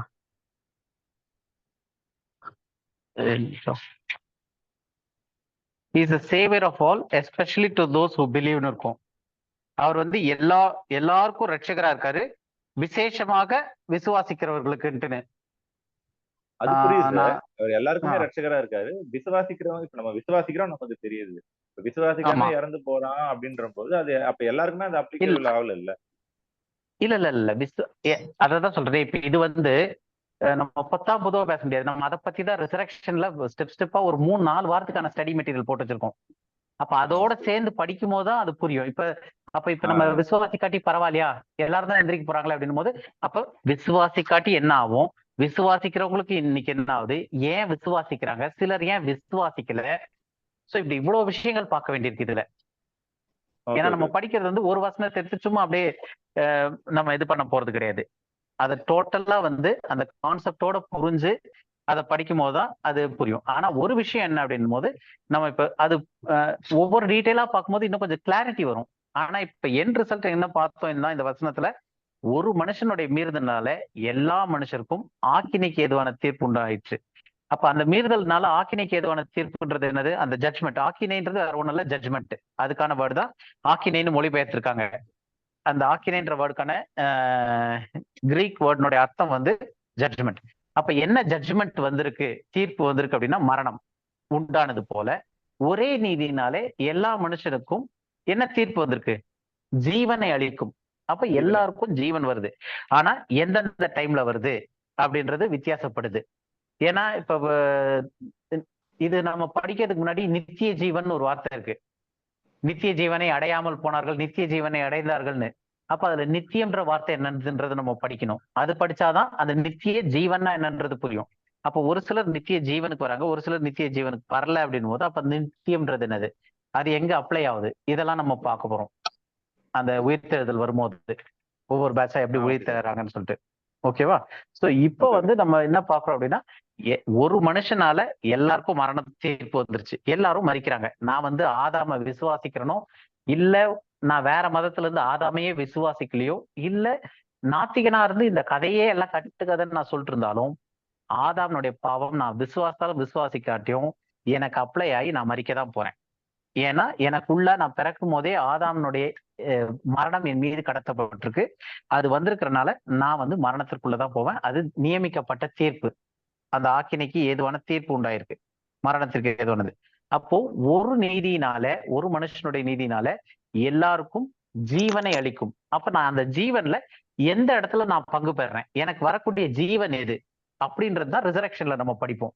ஆனா எல்லா மனுஷருக்கும் ஜீவனை அளிக்கிறதுக்கு ஒரு மனுஷனுடைய நீதி போதுமா இருக்கு. ஏன்னா ஒரு மனுஷனுடைய மீறுதல் வந்து எல்லா மனுஷனையும் மரணத்திற்கு தள்ளக்கூடிய வல்லமை இருக்கும் போது, அதை விட பவர்ஃபுல்லான 2ஆம் மனிதனாகிய ஆதாம் ஆகிய இயேசு கிறிஸ்து அவருடைய நீதியினால எல்லா மனுஷனையும் நீதிக்குள்ள, ஜீவனுக்குள்ள கொண்டு வர்றதற்கு வாய்ப்பு இருக்கா இல்லையா?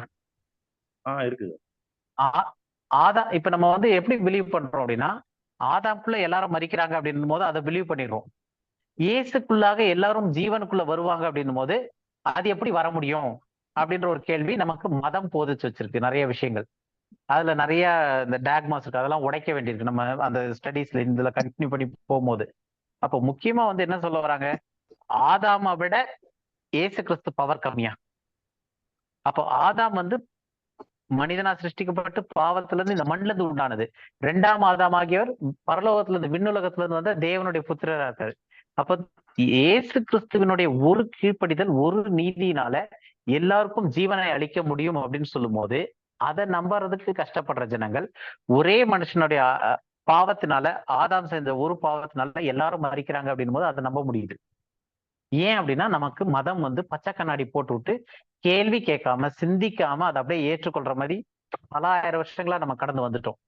அந்த இது உள்ளே அந்த பில்டப் ஆகியே வந்துருச்சு நமக்கு. ஏன்னா பிசாசு சொன்ன அந்த முதல் பொய், ஆத்மா மரிப்பதில்லை அப்படின்னும் போது மரிக்காத ஒரு ஆத்மாவுக்கு உயிர்த்தெழுதலே தேவையில்லை. ஏன்னா அது எங்க இருந்தாலும் உயிரோட தான் இருக்குன்றது அர்த்தம். அப்ப நம்ம வந்து இன்னும் மரணத்தையும் சரியா புரிஞ்சுக்கல, ஆத்மாவை புரிஞ்சுக்கல, உயிர்த்தெழுதலையும் புரியாதனாலதான் இவ்வளவு குழப்பங்கள் இருக்கு. ஓகேவா? நம்ம அந்த ரிசரக்ஷன் வரும்போது இன்னும் டீடைல்டா இதை பத்தி நம்ம பார்ப்போம். ஓகே. இப்போ வந்து நமக்கு ஒரு ஐடியா தெரிஞ்சிருச்சு ஏன் பாவ மன்னிப்போட ரத்தம் சம்பந்தப்படுது அப்படின்னு பார்த்தோம். ஏன்னா மரிக்கக்கூடியது ஆத்மா தான் மரணத்திற்குள்ளாய் போகுது, அழிவுக்குள்ளாய் போகுது. அந்த ஆத்மா எங்க இருக்குன்னு தெளிவா வசனத்துல இருந்து பார்த்தோம்னா ரத்தத்துல இருக்கு. அப்ப அந்த ரத்தத்துல இருக்க ஆத்மாவை மீட்கிறதற்கு இன்னொரு ரத்தம் பரிகாரம் செய்ய வேண்டியிருக்கு. அப்ப இன்னொரு ரத்தம்னு பார்க்கும்போது எல்லா ரத்தமும் மனுஷனா இருக்கிறவங்க எல்லாரும் ஆதாமுக்குள்ளாக எல்லாரும் இந்த பூமி உட்பட சபிக்கப்பட்டுருச்சு. அப்ப எல்லாமே வந்து சாபத்துக்குள்ள இருக்கிறதுனால இந்த அழிவுள்ள ஆத்மாவுடைய ரத்தத்தை எடுத்து யாரும் பரிகாரம் செய்ய முடியாது, பிராயச்சித்தம் செய்ய முடியாது. அப்ப சுத்தமான இந்த ஆதாமனுடைய இதுல இல்லாத தேவனுடைய குமாரனுடைய ரத்தத்தை வச்சுதான் நம்ம மீட்கும் பொருளாக வந்திருக்கு அப்படின்னு சொல்லிட்டு பாக்குறோம். அதனால ஏன்னா நிறைய பேர் வந்து இந்த ரத்தம் எதுக்குன்னே தெரியாம இந்த இயேசுவின் ரத்தம் ஜெயம், இயேசுவின் ரத்தம் ஜெயம் இந்த இது மாதிரி மந்திரம் மாதிரி ஆயிடுச்சது. ஏன்னா அதனால ஒரு பிரயோஜனம் இல்லை. அந்த ஆழம் தெரியணும். எதுக்காக ரத்தம், இயேசுவின் ரத்தம் என்ன விசேஷம், மற்ற ரத்தத்திற்கும் இயேசுவின் ரத்தத்துக்கும் என்ன வித்தியாசம் அப்படின்னா மற்ற ரத்தம் எல்லாமே ஏற்கனவே அதுல இருக்க ஆத்மா அழிவுல இருக்கு. ஆனா இயேசு கிறிஸ்துவனுடைய ரத்தத்துல இருக்க ஆத்மா அழிவுல இல்லை. அதனாலதான் இப்ப நம்ம ஒரு விஷயம் இன்னும் இது பார்க்கலாம். இயேசு கிறிஸ்து ரத்தத்தை ஊற்றினார்னா இல்ல ஆத்மாவை ஊற்றினாரா வசனத்தின் அடிப்படையில அப்படின்னு பார்ப்போம். ரத்தத்தை ஊற்றினாரு. ரத்தத்துல இருக்க ஆத்மாவு. சரி, நம்ம ஒரு வசனம் எடுத்து படிக்கலாம். ஏசாயா 53:12. ஏசாயா 53. தம்முடைய ஆத்மாவை மரணத்தில் ஊற்றி. போதும் ஒரு நிமிஷம். அவர் தம்முடைய எதை ஊற்றிருக்காரு? ஆத்மாவை. அப்ப ஊத்திருக்காரு அப்படின்னு சொல்லும் போது எதை ஊத்த முடியும்? ஊத்தக்கூடிய பொருள் என்னது? லிக்விட். ஒரு லிக்விடான பொருளை தான் ஊற்ற முடியும். ஓகேவா? ஒரு திரவ பொருளை தான் ஊத்த முடியும். அப்ப இங்க வந்து ஆத்மாவை ஊற்றினார் அப்படின்னும் போது மனுஷன்ல இருக்க அந்த திரவ பொருள்ல தான் ஆத்மா இருக்கு. அதை தான் முன்னாடி இருந்தே ஆத்மா ரத்தத்தில் இருக்கிறதுன்ட்டு ஏகப்பட்ட இடம் பார்த்தோம். அந்த இடத்தெல்லாம் இவங்க என்ன போட்டாங்க? உயிர் ரத்தத்தில் இருக்குன்ட்டுன்னு. இப்ப இயேசு கிறிஸ்து வந்து அவர் உயிரை ஊற்றல, ஆத்மாவை ஊற்றினார். இப்ப நம்ம பார்த்தோம் அப்படின்னா ஒரு விஷயம் யோசித்து பார்த்தோம் அப்படின்னா மனுஷனுக்குள்ள இது இந்த நோட்ஸ்ல இப்ப அப்படியே சொல்றேன். சோ மனுஷனுக்குள்ள 3 விதமான இடம் இருக்கு. ஒண்ணு மண்ணுல இருந்து எடுக்கப்பட்ட மாம்சம். அந்த மாம்சம் வந்து மனுஷனை சிருஷ்டிக்கிறார் மண்ணுல இருந்து. அது வந்து சாலிட். அதே மாதிரி அவன் நாசியில ஜீவ சுவாசத்தை ஊதுறாரு. அது வந்து பிரீத் பண்ற கேஷியஸ் ஸ்டேட்ல இருக்கிறது. அது எங்க போகுது? அதனால உருவாக்கப்பட்டது என்னது? ஜீவ ஆத்மா. அது எதுல இருக்கு? ரத்தத்துல இருக்கு, ஒரு லிக்விட். புரியுதா உங்களுக்கு? அது வந்து இன்னைக்கு வரைக்கும் எப்படி வேலை செய்யுதுன்னா என்னுடைய மாம்சத்திற்கு தேவையான காரியங்களை அந்த ஆக்சிஜன் வந்து என்னுடைய நாசி வழியா உள்ள போகுது. அந்த ஆக்சிஜனை ஒவ்வொரு செல்லுக்கும் எடுத்துட்டு போறது என்னது? ரத்தம். பிளட் தான் அதை கேரி ஓவர் பண்ணிட்டு போகுது. அப்ப அந்த ரத்தம் என்ன செய்யுதுன்னா எனக்கு வெளியே இருக்கிற இந்த கேசியஸ் ஸ்டேட்ல இருக்கக்கூடிய இந்த அட்மாஸ்பியர்ல இருக்க காரியத்தையும் என்னுடைய மாம்சத்துல இருக்கக்கூடிய ஃபிளஷையும் கனெக்ட் பண்றது என்னது? என்னுடைய பிளட். நம்ம சுவாசிக்கும் போது காத்து உள்ள போகுது. அந்த காத்து வந்து வெளியே இருந்து உள்ள போகுது. அந்த உள்ள போன காத்தை வந்து என்னுடைய ஒவ்வொரு செல் வரைக்கும் எடுத்துன்னு போய் அந்த டிஷ்யூல சேர்க்கறத எது செய்து? ரத்தம் செய்து. அப்ப மனுஷனுக்குள்ள சாலிட் இருக்கு, கேஸ் இருக்கு, லிக்விட் இருக்கு. அந்த லிக்விட் ஸ்டேட்ல இருக்கு. இப்ப மண்ணுல இருக்கிறது மாம்சமா போயிருது. நான் சுவாசிக்கிற சுவாசத்துல வந்து பிரெத் ஆஃப் லைஃப் இருக்கு, அந்த ஜீவ சுவாசம். ஆனா என்னுடைய ரத்தம் ஓடிக்கிட்டு இருக்கு இல்லையா, அதுல இருக்கக்கூடிய ஆத்மா அது அழிவுள்ளதா இருக்கு. அது மரிக்கும். அது மரிக்கும் போது ரத்த ஓட்டம் நின்றும். அதனாலதான் இப்ப ஒருத்தர் இறந்துட்டாங்க அப்படின்னு சொன்னா 2 விஷயம் செக் பண்ணுவாங்க. ஒண்ணு, இப்படி மூக்கு கிட்ட கை வச்சு பார்ப்பாங்க. பார்த்தாங்கன்னா என்ன அர்த்தம்? அவங்களுக்குள்ள அந்த ஜீவ சுவாசம் போய் வருதா இல்லையான்றது தெரியும். சோ ஃபர்ஸ்ட் ஆவி தன்னை தேவன் இடத்துக்கு திரும்பிடுது அப்படின்னா அங்க சுவாசம் இருக்காது. அதுக்கு அடுத்ததா என்ன பார்ப்பாங்கன்னா நாடி துடிப்பு பார்ப்பாங்க. நாடி துடிப்பு என்ன? ரத்த ஓட்டம் இருக்கான்ட்டுன்னு. ஆத்மா மரித்திருக்கு. ஏன்னா ஆத்மா ரத்தத்துல இருக்கு, அது இருக்கிறனால ஓடிக்கிட்டு இருக்கு. அந்த ஆத்மா மறிச்சிச்சுன்னா ரத்தம் வந்து நின்றுது, அப்ப நாடி துடிப்பு போயிடுது. அப்ப ஒரு ஒரு நபர் மறித்துட்டாருன்னு கன்ஃபார்ம் பண்றதுக்கே என்னது, அவங்களுடைய ரத்தம் ஓட்டம் பிளஸ் அவங்களுடைய பிரீத், சுவாசம், இது ரெண்டை வச்சுதான் செக் பண்றாங்க. இது ரெண்டு தான் வந்து மனுஷனுக்குள்ள இயங்கிக்கிட்டு இருக்க ஒரு பொருளா இருக்கு. இது ரெண்டும் போயிடுச்சுன்னா எடுக்கப்பட்ட மண்ணானது மனுஷன் திரும்ப மண்ணாவே போயிடுறான். அப்போ இயேசு கிறிஸ்து வந்து எதை ஊற்றினார்னு பார்த்தா ஆத்துமாவை ஊற்றி, எதுல? மரணத்துல ஆத்துமாவை ஊற்றி. இப்ப நம்ம திரும்ப இந்த வசனம் படிக்கலாம். ஏசாயா 53:12 படிங்க. அவர் தம்முடைய ம். ஆத்துமாவை மரணத்தில் ஊற்றி ம். அக்கிரமக்காரரில் ஒருவராக எண்ணப்பட்டு அநேகருடைய பாவத்தை தாமே சுமந்து ஓகே, இப்ப இதுல வந்து அவர் அக்கிரமக்காரருக்காக பாடுபட்டதெல்லாம் வந்து நம்மளுடைய போக்கஸ் வந்து இந்த முதல் இருக்கிற ஒரு வரி, அவர் தம்முடைய ஆத்துமாவை எதுல ஊற்றியிருக்காரு?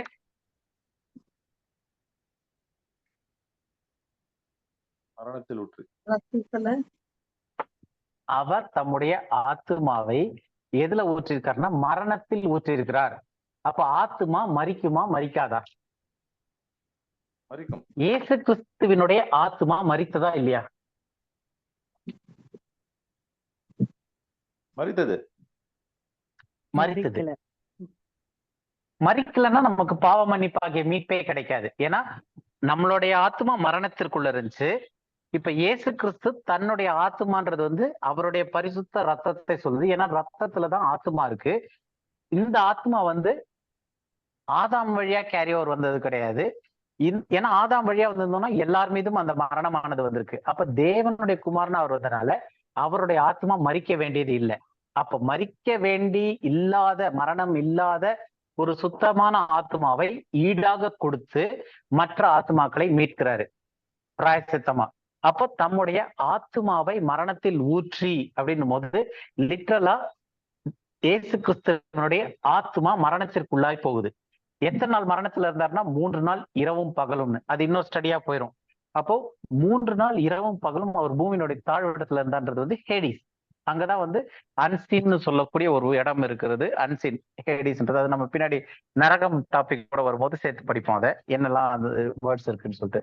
சோ இயேசு கிறிஸ்துவும் தன்னுடைய ஆத்துமாவை பரிசுத்தமுள்ள மரணத்திற்கு உட்படாத அந்த ஆத்துமாவை அவர் மரணத்தில் ஊற்றிருக்காரு. அப்ப அது பிராயச்சித்தமா மாறுது. ஊற்றி அதன் மூலமாக மீட்டிருக்காரு. இப்ப அதனால நம்மள வந்து இயேசு கிறிஸ்துனுடைய ரத்தம் அப்படின்னு சொல்லும் போது அவருடைய ஆத்மா, இயேசு கிறிஸ்து சிலுவையில ரத்தத்தை சிந்தினார் அப்படின்னு சொல்லும் போது எதை சிந்திருக்காரு அப்படின் போது ரத்தம் மட்டும் இல்ல, ரத்தத்துல இருக்கும் ஆத்மாவை மரணத்திலேயே ஊற்றிருக்காரு. ஆத்மா மரித்திருக்கிறது, மரணத்தில் ஊற்றிருக்காரு இயேசு கிறிஸ்து. அதனாலதான் நம்மளுடைய மரித்த ஆத்மாக்களை எல்லாம் அவரு மீட்க முடியுது. சோ இது இன்னும் புரிஞ்சுக்கிறதுக்கு அந்த இயேசு கிறிஸ்துடைய ரத்தத்தின் மூலமாக, ஏன்னா இங்க நம்ம பார்த்தது வந்து ஆத்மாவை மரணத்துல ஊற்றினாரு. அந்த ஆத்மால என்ன இருக்கு? ரத்தம். அந்த ரத்தத்துல இருந்து ஆத்மா இருக்குன்னு பார்த்திருந்தோம். இப்போ இங்க ஆத்மாவை ஊற்றினார்ன்ற இடத்துலயே வந்து வேற சில இடத்துல எல்லாம் வந்து ரத்தத்தினால மீட்பு அப்படின்னு சொல்லியிருக்கு. அப்ப அந்த ஆத்மாவும் ரத்தமும் ஒன்றாய் இருக்கக்கூடிய ஒரு விஷயமா இருக்கு ரெண்டு இடத்துலயும். ஒரு 2-3 வசனம் பார்க்கலாம் எப்படின்னு சொல்லிட்டு. 1 யோவான் 1:7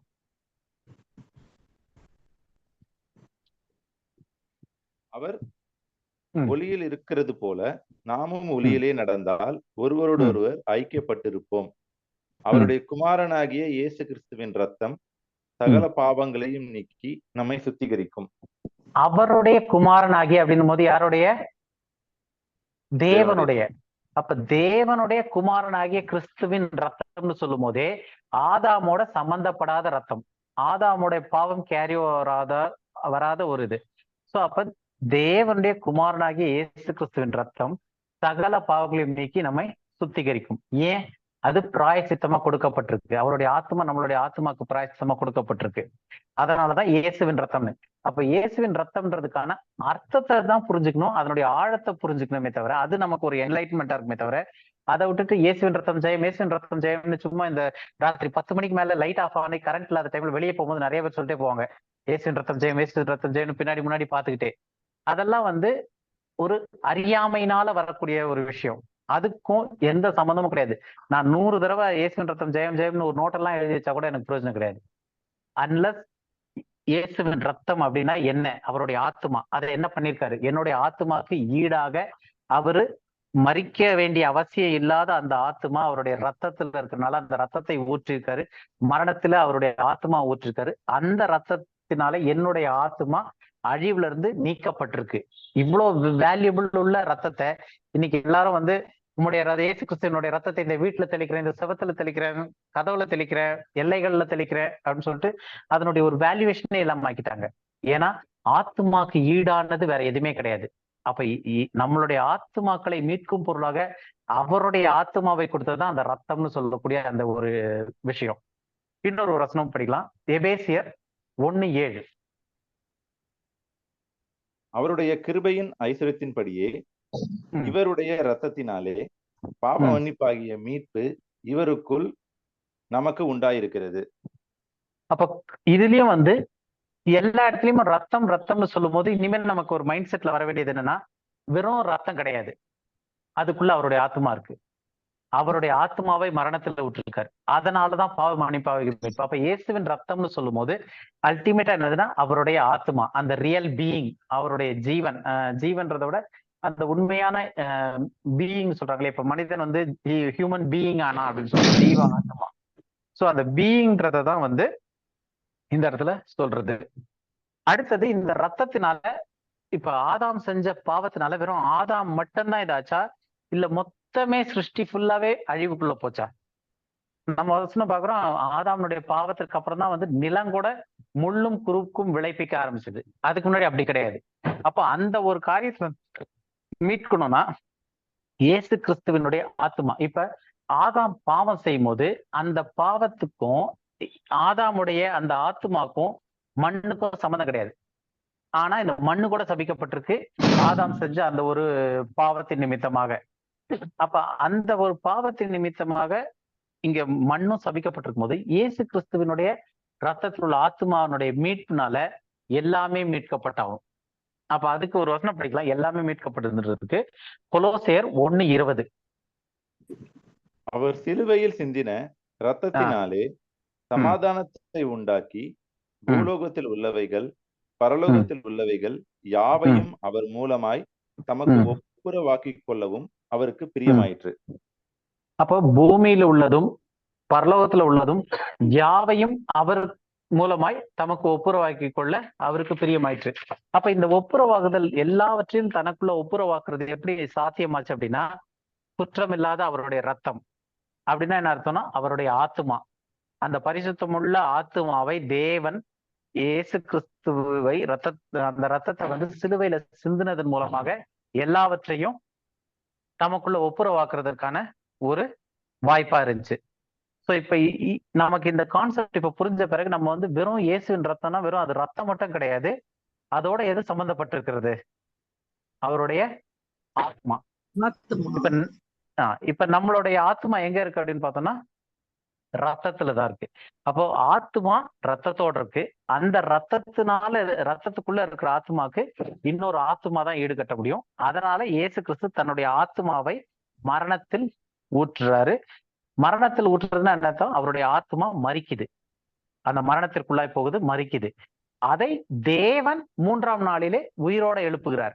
அப்ப மரிக்காத ஒரு பொருளை எழுப்ப முடியாது. அப்ப இயேசு கிறிஸ்துவனுடைய ஆத்மா மரணத்தில் ஊற்றப்பட்டது, அவர் மரித்தார், 3 நாள் கழிச்சு தேவன் அவரை உயிரோடு எழுப்பினார்னு வசனம் சொல்லுது.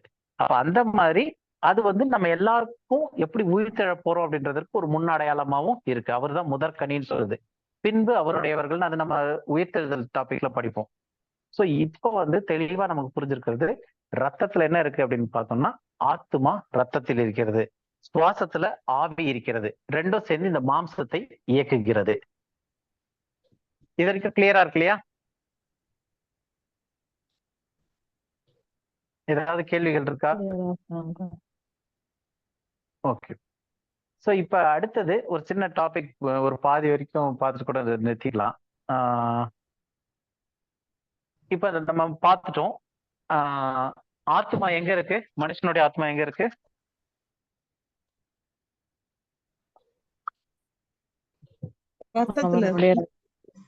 ரத்தத்துல இருக்கு. சோ மனுஷனுடைய ஆத்மா ரத்தத்துல இருக்குன்னு பார்த்துட்டோம்.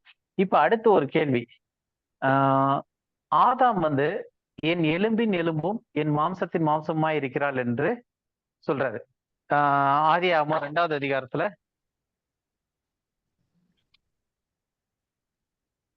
22வது வசனம் 23வது வசனம் பாருங்க.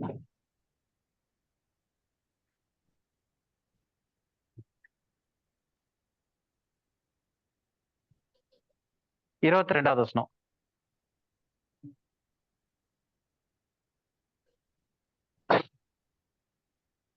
ஆதியாகமம் 2வது அதிகாரம் 22வது வசனம் 23வது வசனமும்.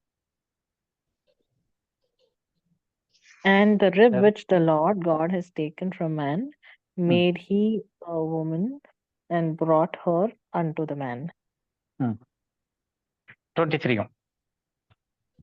And Adam said, This is now bone of my bone and flesh of my flesh. She shall be called woman because she was taken out of man. So இதுல வந்து என் எலும்பின் எலும்பும் என் மாம்சத்தின் மாம்சமாய் இருக்கிறாள் அப்படின்னு சொல்லிட்டு சொல்றாரு.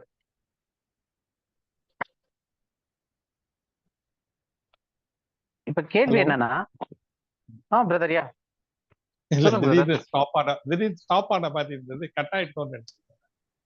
இல்ல கார்த்திகேயன் இருக்கீங்களா? கார்த்திகேயன் தெரியல. ஓகே, கரண்ட் ஆஃப் ஆயிடுச்சு சார், அது மறுபடியும். Okay okay okay. சோ இப்ப இதுல நம்ம பார்த்தோம் அப்படின்னா, ஆதாம் சொல்லும் போது என் எலும்பின் எலும்பும்னு சொல்றாரு, என் மாம்சத்தின் மாம்சமாய் இருக்கிறாள்னு சொல்றாரு. ஆனா என் ரத்தத்தின் ரத்தம்னு சொல்லல. கவனிச்சிங்களா அந்த வசனத்துல? 2:23 வந்து என் எலும்பின் எலும்புன்றாரு, என் மாம்சத்தின் மாம்சம்ன்றாரு, not my blood of my பிளட்ன்னு சொல்லல. அப்ப ஏன் சொல்லல? ஆனா ஆதாம் வந்து ஃபர்ஸ்ட் மனுஷன், ஆதாம்ல இருந்து ஏவாளை எடுக்கிறாரு. ஏவாள் வந்து பார்ட் ஆஃப் ஆடம்ன்ற மாதிரி சொல்றாரு. ஆனா சொல்லும் போது ஒரு விஷயம் சொல்றாரு, என்னுடைய மாம்சத்தின் மாம்சமும் என்னுடைய இந்த எலும்பின் எலும்பும் என்னோட மாம்சத்தின் மாம்சம்ன்றாரு, என்னுடைய ரத்தத்தின் ரத்தம்னு சொல்ல. ஆனா இன்னைக்கு வந்து நம்ம தான் வந்து ரத்தத்தின் ரத்தமே நிறைய, இந்த தமிழ்ல தான் அந்த மாதிரி வேர்டெல்லாம் நிறைய யூஸ் பண்றாங்க, ரத்த உறவுகள் ரத்த சொந்தம்னு. ஸோ நமக்கு வந்து உண்மையிலேயே ரத்த சம்பந்தம்ன்றது இருக்கா? Blood relation, are we blood relation? அத்தை மாமா அம்மா அப்பா சித்தப்பா சித்தி எல்லாம் பிளட் ரிலேஷன்ஸா? அது கரெக்டா நம்ம சொல்றது பிளட் ரிலேஷன்? இல்ல, பிரதர்ஸ் அண்ட் சிஸ்டர்ஸ், அப்பா அம்மா பிரதர்ஸ். அப்பா அதான் சொன்னேன், அப்பா அம்மா சொன்னேன், எல்லாருமே. அதாவது எனிஒன், அப்பா அம்மா அண்ணன் தம்பி தங்கச்சி யாரா இருக்கட்டும். ஏன்னா ஆடம் வந்து இங்க வந்து என் எலும்பின் எலும்புன்றாரு, என் மாம்சத்தின் மாம்சம்ன்றாரு, என் ரத்தத்தின் ரத்தம்னு சொல்லல. ஒரு கொஸ்டின் ஏன் அப்படின்றது. ரெண்டாவது, அதுக்கு நம்ம வர்றதுக்கு முன்னாடி ரத்த சொந்தங்கள் ரத்த உறவுகள்னு சொல்றாங்களா, பிளட் ரிலேஷன், அது கரெக்டா டேர்ம்? ஏதாவது ரெஸ்பான்ஸ் இருக்கா யாராவது? But flesh is made up of blood தானே. பிளட் ரிலேஷன் இல்ல, நான் கேக்குறது பிளட் ரிலேஷன் சொல்றதுக்கு ஏ பிரதர், பிளட் ரிலேஷன் சொல்றது see the flesh is made up of blood, so அதனால blood relation னு சொல்லலாம், because it comes from the same womb. அதுவும் it is made up of the same blood. Okay சரி, அதனால blood relation சொல்லலாம். வேற யாராவது ஏதாவது தாட்ஸ் இருக்கா?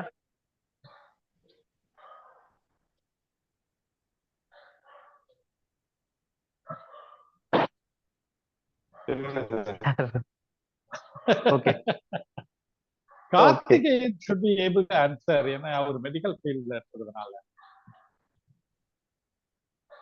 சார் இந்த இடத்துல வந்து மெடிக்கல் ஃபீல்ட்ல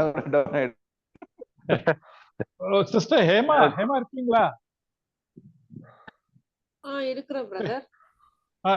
Is the term blood relation என்றது, is it technically correct? What do you think? Blood relations அது யூஸ் பண்ணுவோமே நம்மளோட. It's a usage தான, usage. Technically is it right? ஏனாக்கா okay brother, you go ahead. Sorry. Okay, ஏன்னா இப்ப நமக்கு வந்து when we see regarding இந்த பைபிள்ல இருந்து பார்க்கும்போது ஆடம் வந்து என் எலும்பின் எலும்புன்றாரு, என் மாம்சத்தின் மாம்சம்ன்றாரு. ஆனா இந்த மாம்சத்துல வந்து ரத்தம் இருக்கு இல்லையா, அந்த ரத்தம் வந்து டிஃபரன்ட் பண்றாரு இங்க, என் ரத்தத்தின் ரத்தம்னு சொல்றது. ரெண்டாவது வந்து which is the closest relation, அந்த பிளட் ரிலேஷன்ல வந்து ரொம்ப நெருங்கின ரிலேஷன் என்ன அப்படின்னு பார்த்தோம்னா மதர் அண்ட் சைல்டு, அம்மாவும் குழந்தையும் தவிர்த்து வேற எதுவுமே அவ்வளவு பெரிய பிளட் ரிலேஷன் கிடையாது. எல்லாமே செகண்ட் தேர்டு, சித்தப்பா சித்தி அந்த மாதிரி மாமா அத்தை எல்லாம் போறதெல்லாம் வந்து second and third blood relation போயிடும். அப்போ இருக்கிறதுலே க்ளோசஸ்ட் பிளட் ரிலேஷன் பார்த்தா அம்மா குழந்தை. அப்ப அவங்க வந்து ஆர் தே பிளட் ரிலேட்டட், அவங்களுக்குள்ள ரத்த உறவு உண்டா அப்படின்னு பார்த்தோம் அப்படின்னா கிடையாது. ஏன் கிடையாது? அப்ப நம்மலாம் பிளட் ரிலேட்டடா அப்படின்னு பார்த்தோம்னா பிளட் ரிலேட்டட் கிடையாது. ஏன் அப்படின்னு பார்க்கலாம். ஸோ ஃபர்ஸ்ட் வந்து இருக்கிறதுலே க்ளோசஸ்ட் ரிலேஷன், அதுக்கப்புறம் தான் மற்றது எல்லாமே. ஃபர்ஸ்ட் க்ளோசஸ்ட் ரிலேஷன்னா அம்மாக்கும் குழந்தைக்கும் இருக்கிற ரிலேஷன்ஷிப். அப்ப அம்மாக்கும் குழந்தைக்கும் இருக்கிற ரிலேஷன்ஷிப் தான் பிளட் ரிலேஷன் அப்படின்னு சொன்னா, நம்ம செக் பண்ணி பார்த்தோம் அப்படின்னா அம்மாவுக்கு ஒரு பிளட் குரூப் இருக்கும், குழந்தைக்கு ஒரு பிளட் குரூப் இருக்கும். கரெக்டா? So each and every individuals blood group வந்து டிஃபர் ஆகுது. மேபி ஒரு சில சர்க்கம்ஸ்டன்சஸ்ல அப்பாவுடைய பிளட் குரூப்பும் பிள்ளைக்கு வரலாம். அது வந்து இண்டிவிஜுவலாவே தனித்தனியா வேற வேற இதுல இருக்கிறதுல ஒருத்தருக்கு காமனாவும் அந்த மாதிரி இருக்கலாம். தட் டசன்ட் மேக் தட் அவங்களுடைய பிளட் மிக்ஸ் ஆயிருக்கு அப்படின்னு சொல்லிட்டு. புரியுதா உங்களுக்கு? இப்ப அம்மாவுக்கு வந்து ஒரு குரூப் இருக்கு அப்படின்னா குழந்தைக்கு வந்து இன்னொரு பிளட் குரூப் இருக்கும். நம்ம வீடுகள்லயே பார்த்தோம்னா அம்மாவுக்கு ஒரு குரூப் இருக்கும், அப்பாவுக்கு ஒரு குரூப் இருக்கும், ஒரு பிள்ளைக்கு ஒரு குரூப் இருக்கும், இன்னொரு பிள்ளைக்கு இன்னொரு குரூப் இருக்கும். ஸோ அப்ப அந்த மாதிரி இருக்கும்போது நம்ம இப்ப பிளட் ஏத்துறாங்க அப்படின்னும் போது வேற பிளட் மாத்தி ஏத்துனா உடனே அலர்ஜிக் ரியாக்ஷன் ஆகி அவங்க இதுவும் ஆயிடுவாங்க. அப்ப பிளட் வந்து மாத்தக்கூடாது. அந்த ஆர்ஹெச் ஃபேக்டர்லாம் சொல்றாங்க இல்லையா, பிளட் குரூப்பிங்ஸ். ஸோ அப்ப அந்த பிளட் குரூப்பிங்ஸ் படி வந்து ஒரு பிளட்டும் இன்னொரு பிளட்டும் சேரல. எங்க ஊம்ல இருக்கக்கூடிய வயிற்றுல இருக்கக்கூடிய அந்த குழந்தைக்கும் தாய்க்கும் 9 மாசம் அந்த குழந்தை தாயினுடைய கர்ப்பப்பையிலே இருந்தாலும் அந்த பிளட் வந்து சேரல. ரெண்டுமே தனித்தனி பிளட்டா இருக்கு. அந்த பிளட் சப்போஸ் மிக்ஸ் ஆகுது அப்படின்னா அம்மாக்கும் குழந்தைக்கும் இமிடியேட்டா ரியாக்ஷன் ஆயிருக்கும். புரியுதா நான் சொல்ல வர பாயிண்ட்? புரியுதா உங்களுக்கு? இல்ல கன்ஃபியூசிங்கா இருக்கா? திரும்ப சொல்லவா?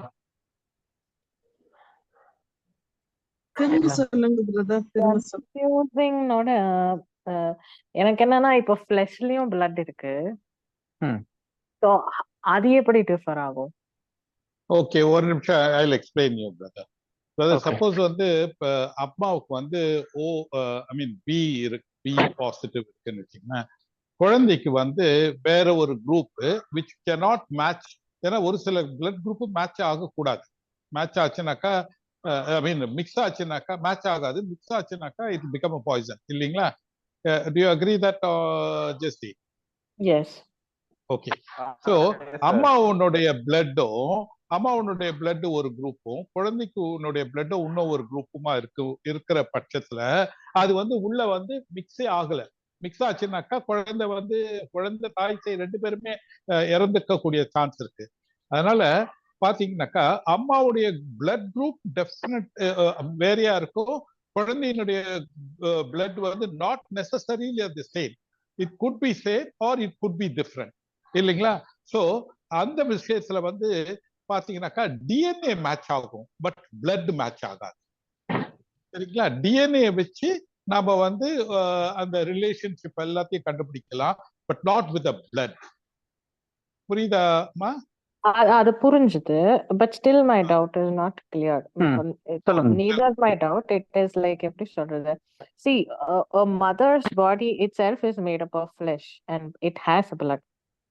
Okay. Whether it matches, it doesn't matches, that is not the thing.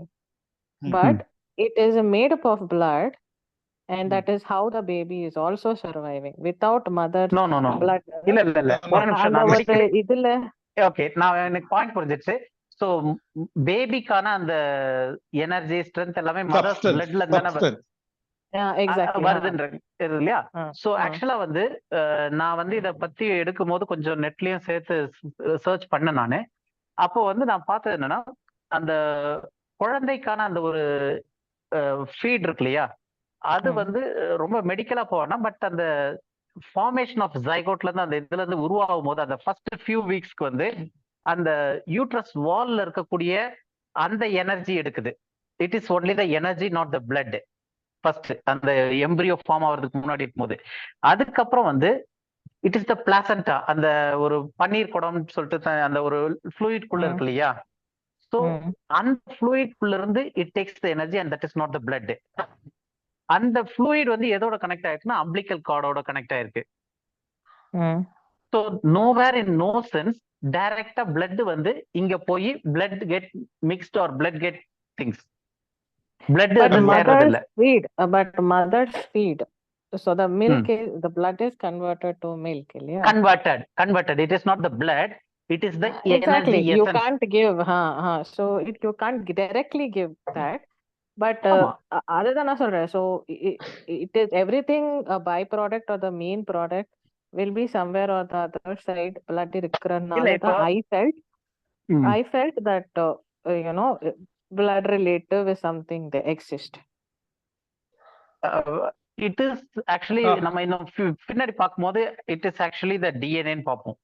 So DNA carry வராது. பட் பிளட் வந்து அதாவது we get the energy from what mother ate. அப்போ மதர் சாப்பிட்றதுல இருந்து அவங்க என்ன எடுக்கிறாங்களோ அதனுடைய எசன்ஸ் வந்து carry down through the blood and it is not directly going into the blood. இப்ப நம்ம சாப்பிட்றதே வந்து நம்மளுடைய ரத்தத்தின் வழியா உறிஞ்சு it goes to the tissues as energy. அப்போ குழந்தைக்கு வந்து it gets the energy, not the blood. So the blood வந்து mix ஆகல. I understood. Okay, that is something that we give some energy. அந்த ரத்தம் வந்து கேரி ஓவர் ஆகி இப்ப தாய்க்கு ரத்தம் கம்மியாச்சுன்னா எனர்ஜி கம்மியா இருக்குன்றாங்க. that means blood is not mixing, it is the energy அங்க வருது. ஈவன் குழந்தை பிறந்த பிறகு கூட it is the breast feed பண்ணும்போது கூட ஆக்சுவலா அம்மா என்ன சாப்பிடுறாங்களோ it is not the direct blood going in, it is converted into energy.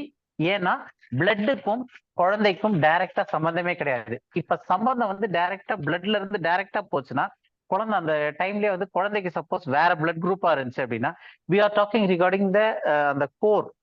அதுல வந்து ஏன்னா we have a specific reason why we are taking this topic. இதுல வந்து என்ன அப்படின்னா பிளட் வந்து மிக்ஸ் ஆகல. அதனுடைய ப்ரூஃப் என்ன அப்படின்னும் போது குழந்தை வந்து அந்த பிளட்ல இருக்கக்கூடிய எனர்ஜியை வேற ஃபார்ம்ல மாத்தி it mix with the placenta and from the placenta it goes into the umbilical cord. அந்த அம்பிளிக்கல் கார்டு பன்னீர் குடத்துக்குள்ள வந்து அதுல அம்பிளிக்கல் கார்டு போய் குழந்தை வளருது. But nowhere in no place டைரக்டா பிளட் வந்து கொடுத்து பிளட் அப்படியே மிக்ஸ் ஆகி குழந்தை வளர வைக்குதுன்றது கிடையாது. எங்கேயுமே வந்து பிளட் துளி கூட மிக்ஸ் ஒரு பிட் கூட ஆகாது. ஏன்னா அப்படி பிட் ஆகுது அப்படின்னா குழந்தைக்கு வேற பிளட் குரூப் ஆச்சுன்னா immediately mother and child will get collapsed. அது வந்து டிஃபார்ம் சிச்சுவேஷன், அப்ப எமர்ஜென்சி ஆயிரும். ஸோ அப்ப இதுல வந்து என்ன தெரியுது அப்படின்னும் போது in direct form blood is not going into the baby's womb. அந்த womb வயித்துல இருக்கும்போது குழந்தைக்கு டைரக்டா mother is not feeding the blood. அதுல இருந்து டைரக்டா போகல, டைரக்ட் கனெக்டிவிட்டியும் கிடையாது. பிளட்டுக்கும் அதுக்கும் சம்பந்தமே இல்லை. In any form or any sense if blood is connected directly with the baby in the womb, அந்த வயித்துல இருக்க குழந்தை கூட ரத்தம் வந்து டைரக்டா ஏதாவது ஒரு விதத்துல அது தொடர்புல வந்துருச்சு அப்படின்னா அது வந்து ஒரு complication. Immediately it has to be cleared out hospital போய். அப்ப அது நேச்சுரல் கிடையாது அந்த இது. அப்போ பிளட் வந்து டைரக்டா குழந்தைக்கு இம்பாக்ட் ஆகிறது கிடையாது. அதனாலதான் வந்து குழந்தைக்கு தனியா ஒரு பிளட் குரூப் இருக்கு, அம்மாவுக்கு தனியா ஒரு பிளட் குரூப் இருக்கு. So we are talking regarding the closest blood relation, not from second third persons blood relation. அப்போ என்ன அப்படின்னா ஒரு இண்டிவிஜுவலுக்கு வந்து individual has a individual blood. Baby அந்த பேபிக்கு father may have a group, அப்பாவுக்கு ஒரு பிளட் குரூப் இருக்கலாம், அம்மாவுக்கு ஒரு பிளட் குரூப் இருக்கலாம். ரெண்டு பேரும் சேர்ந்து ஒரு பேபி ஃபார்ம் ஆகி வருது அப்படின்னா அந்த பேபிக்கு வேற ஒரு தனி குரூப் இருக்கலாம். தட் ஷோஸ் தட் அப்பாவுடைய பிளட்டும் இங்க வரல, அம்மாவுடைய பிளட்டும் இங்க வரல. Blood is individual and specific to individual persons. அது தனித்துவம் வாய்ந்தது. அது பேபிக்கு வந்து அம்மா கிட்ட இருந்தும் கேரி ஓவர் ஆகி வரல, அப்பா கிட்ட இருந்தும் கேரி ஓவர் ஆகி வரல. It was given by God at the conception. Okay, அந்த பிளட் புரியுதா? இது இப்போ டவுட் கிளியர் ஆயிருக்கா? Okay, clear. வேற யாருக்காவது ஏதாவது கேள்வி இருக்கா? நம்ம போலாம் அப்படியே. போலாம் சார், கிளியர். ஓகே. அப்போ என்ன தெரியுது அப்படின்னா, ஒவ்வொருத்தருக்கும் இண்டிவிஜுவலான பிளட் இருக்கு, பிளட் குரூப் தனித்தனியா வரனால இருக்கிறதுலே க்ளோசஸ்ட் பிளட் ரிலேஷன் சொல்லக்கூடிய அந்த அம்மா குழந்தை அந்த ஒரு ரிலேஷன்ல கூட பிளட் டைரக்டா மிக்ஸ் ஆகல. தட் ஷோஸ் தட் இண்டிவிஜுவல் பர்சன்ஸ்க்கு ஒவ்வொருத்தருக்கும் செப்பரேட்டா ஒவ்வொரு தனித்தனி பிளட் இருக்கு அப்படின்னு சொல்லிட்டு. அப்போ இந்த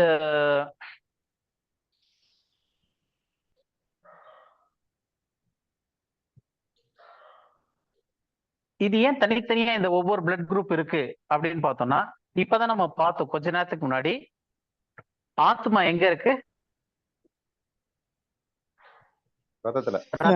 ரத்தத்துல இருக்கு. இஃப் என்னுடைய ரத்தம் வந்து என்னுடைய அம்மா கிட்ட இருந்து கேரி ஓவர் ஆகி வருது அப்படின்னா, என்னுடைய ஆத்மாவும் என்ன இருக்கு? ஷேர்டு ஸ்பிரிட் சோலா இருக்கு. Each and every soul is individual. அதாவது நம்ம எசேக்கியேல்ல பார்த்தோம், தகப்பனுடைய ஆத்மாவும் என்னுடையது, பிள்ளையனுடைய ஆத்மாவும் என்னுடையது அப்படின்ட்டு. So individual souls belongs to God. அப்ப சோல் வந்து இண்டிபெண்டா இண்டிவிஜுவலா இருக்கு ஒவ்வொரு நபருக்கும் சோல். அப்ப அந்த சோல் வந்து எதுல இருக்கு அப்படின்னா பிளட்ல இருக்கு. So every individual has a separate soul which is placed in a blood. அப்ப அம்மாவுடைய ரத்தத்திலேயே எடுத்து இது வரல, ஒவ்வொருத்தருக்கும் தனித்தனி ரத்தம், மிக்ஸ் ஆகாத ரத்தம், அதுல தனித்தனியா பிளட் இருக்கு. அதுல ஏன்னா இண்டிவிஜுவலா தனித்தனி சோல்ஸ், செப்பரேட் சோல்ஸா இருக்கு, ஒவ்வொரு சோல்ஸும் தனித்தனி சோல். இப்ப ஆடம் இதுக்கு வரலாம். ஸோ ஆடம் வந்து ஈவை பார்த்து என்னுடைய மாம்சத்தின், என்னுடைய எலும்பின் எலும்பும் என்னுடைய மாம்சத்தின் மாம்சமும் அப்படின்னு சொல்றாரு. ஏன் அப்படின்னு பார்த்தோம்னா, ரெண்டுத்திலுமே வந்து என்ன ஆகல, இப்ப ஆதாமுடைய ஆத்மா வேறையா இருக்கு, ஏவாளுடைய ஆத்மா வேறையா இருக்கு. Individual souls they have. அப்ப அவங்களுக்கு வந்து பிளட்டுமே வந்து செப்பரேட்டா தான் காட் ஹஸ் கிரியேட்டட். ஓகேவா? ஸோ நம்ம இப்ப டைம் அனிமா 7:30 ஆயிடுச்சுன்னு நினைக்கிறேன். இன்னொரு டாபிக் ஆரம்பிக்க வேண்டாம், ஏன்னா இதுவே வந்து ஹெவியா இருக்கும். இதை நம்ம கொஞ்சம் ரிவைஸ் பண்ணி பார்க்கலாம் இந்த வீக்ல. ஸோ நெக்ஸ்ட் வீக்ல பார்க்கும்போது ஆதாம் வந்து தேவன் வந்து ஆதாமுடைய விலா எலும்பை எடுத்து ஏவாளை உண்டாக்குனான்னு இருக்கு. அப்ப ஆதாமா கிட்ட இருந்து என்ன எடுத்திருக்காரு அப்படின்னு பார்த்தோம்னா, இட்ஸ் ஒன்லி த ரிப், விலா எலும்பு எடுத்திருக்காருன்னு இருக்கு. அப்ப ஆதாம் சொல்லும் போது என் எலும்பின் எலும்பும்னு சொல்லிருக்கணும். இன்ஸ்டட் ஹி சேஸ் என் மாம்சத்தில் மாம்சமா இருக்கிறாள்னு சேர்த்து சொல்றாரு. ஆனா பைபிள்ல தேவன் வந்து ஆதாமுடைய மாம்சத்தை எடுத்து ஏவாளை செஞ்ச மாதிரி சொல்ல, எலும்பையும் மாம்சத்தையும் எடுத்து செஞ்சார்னு சொல்ல.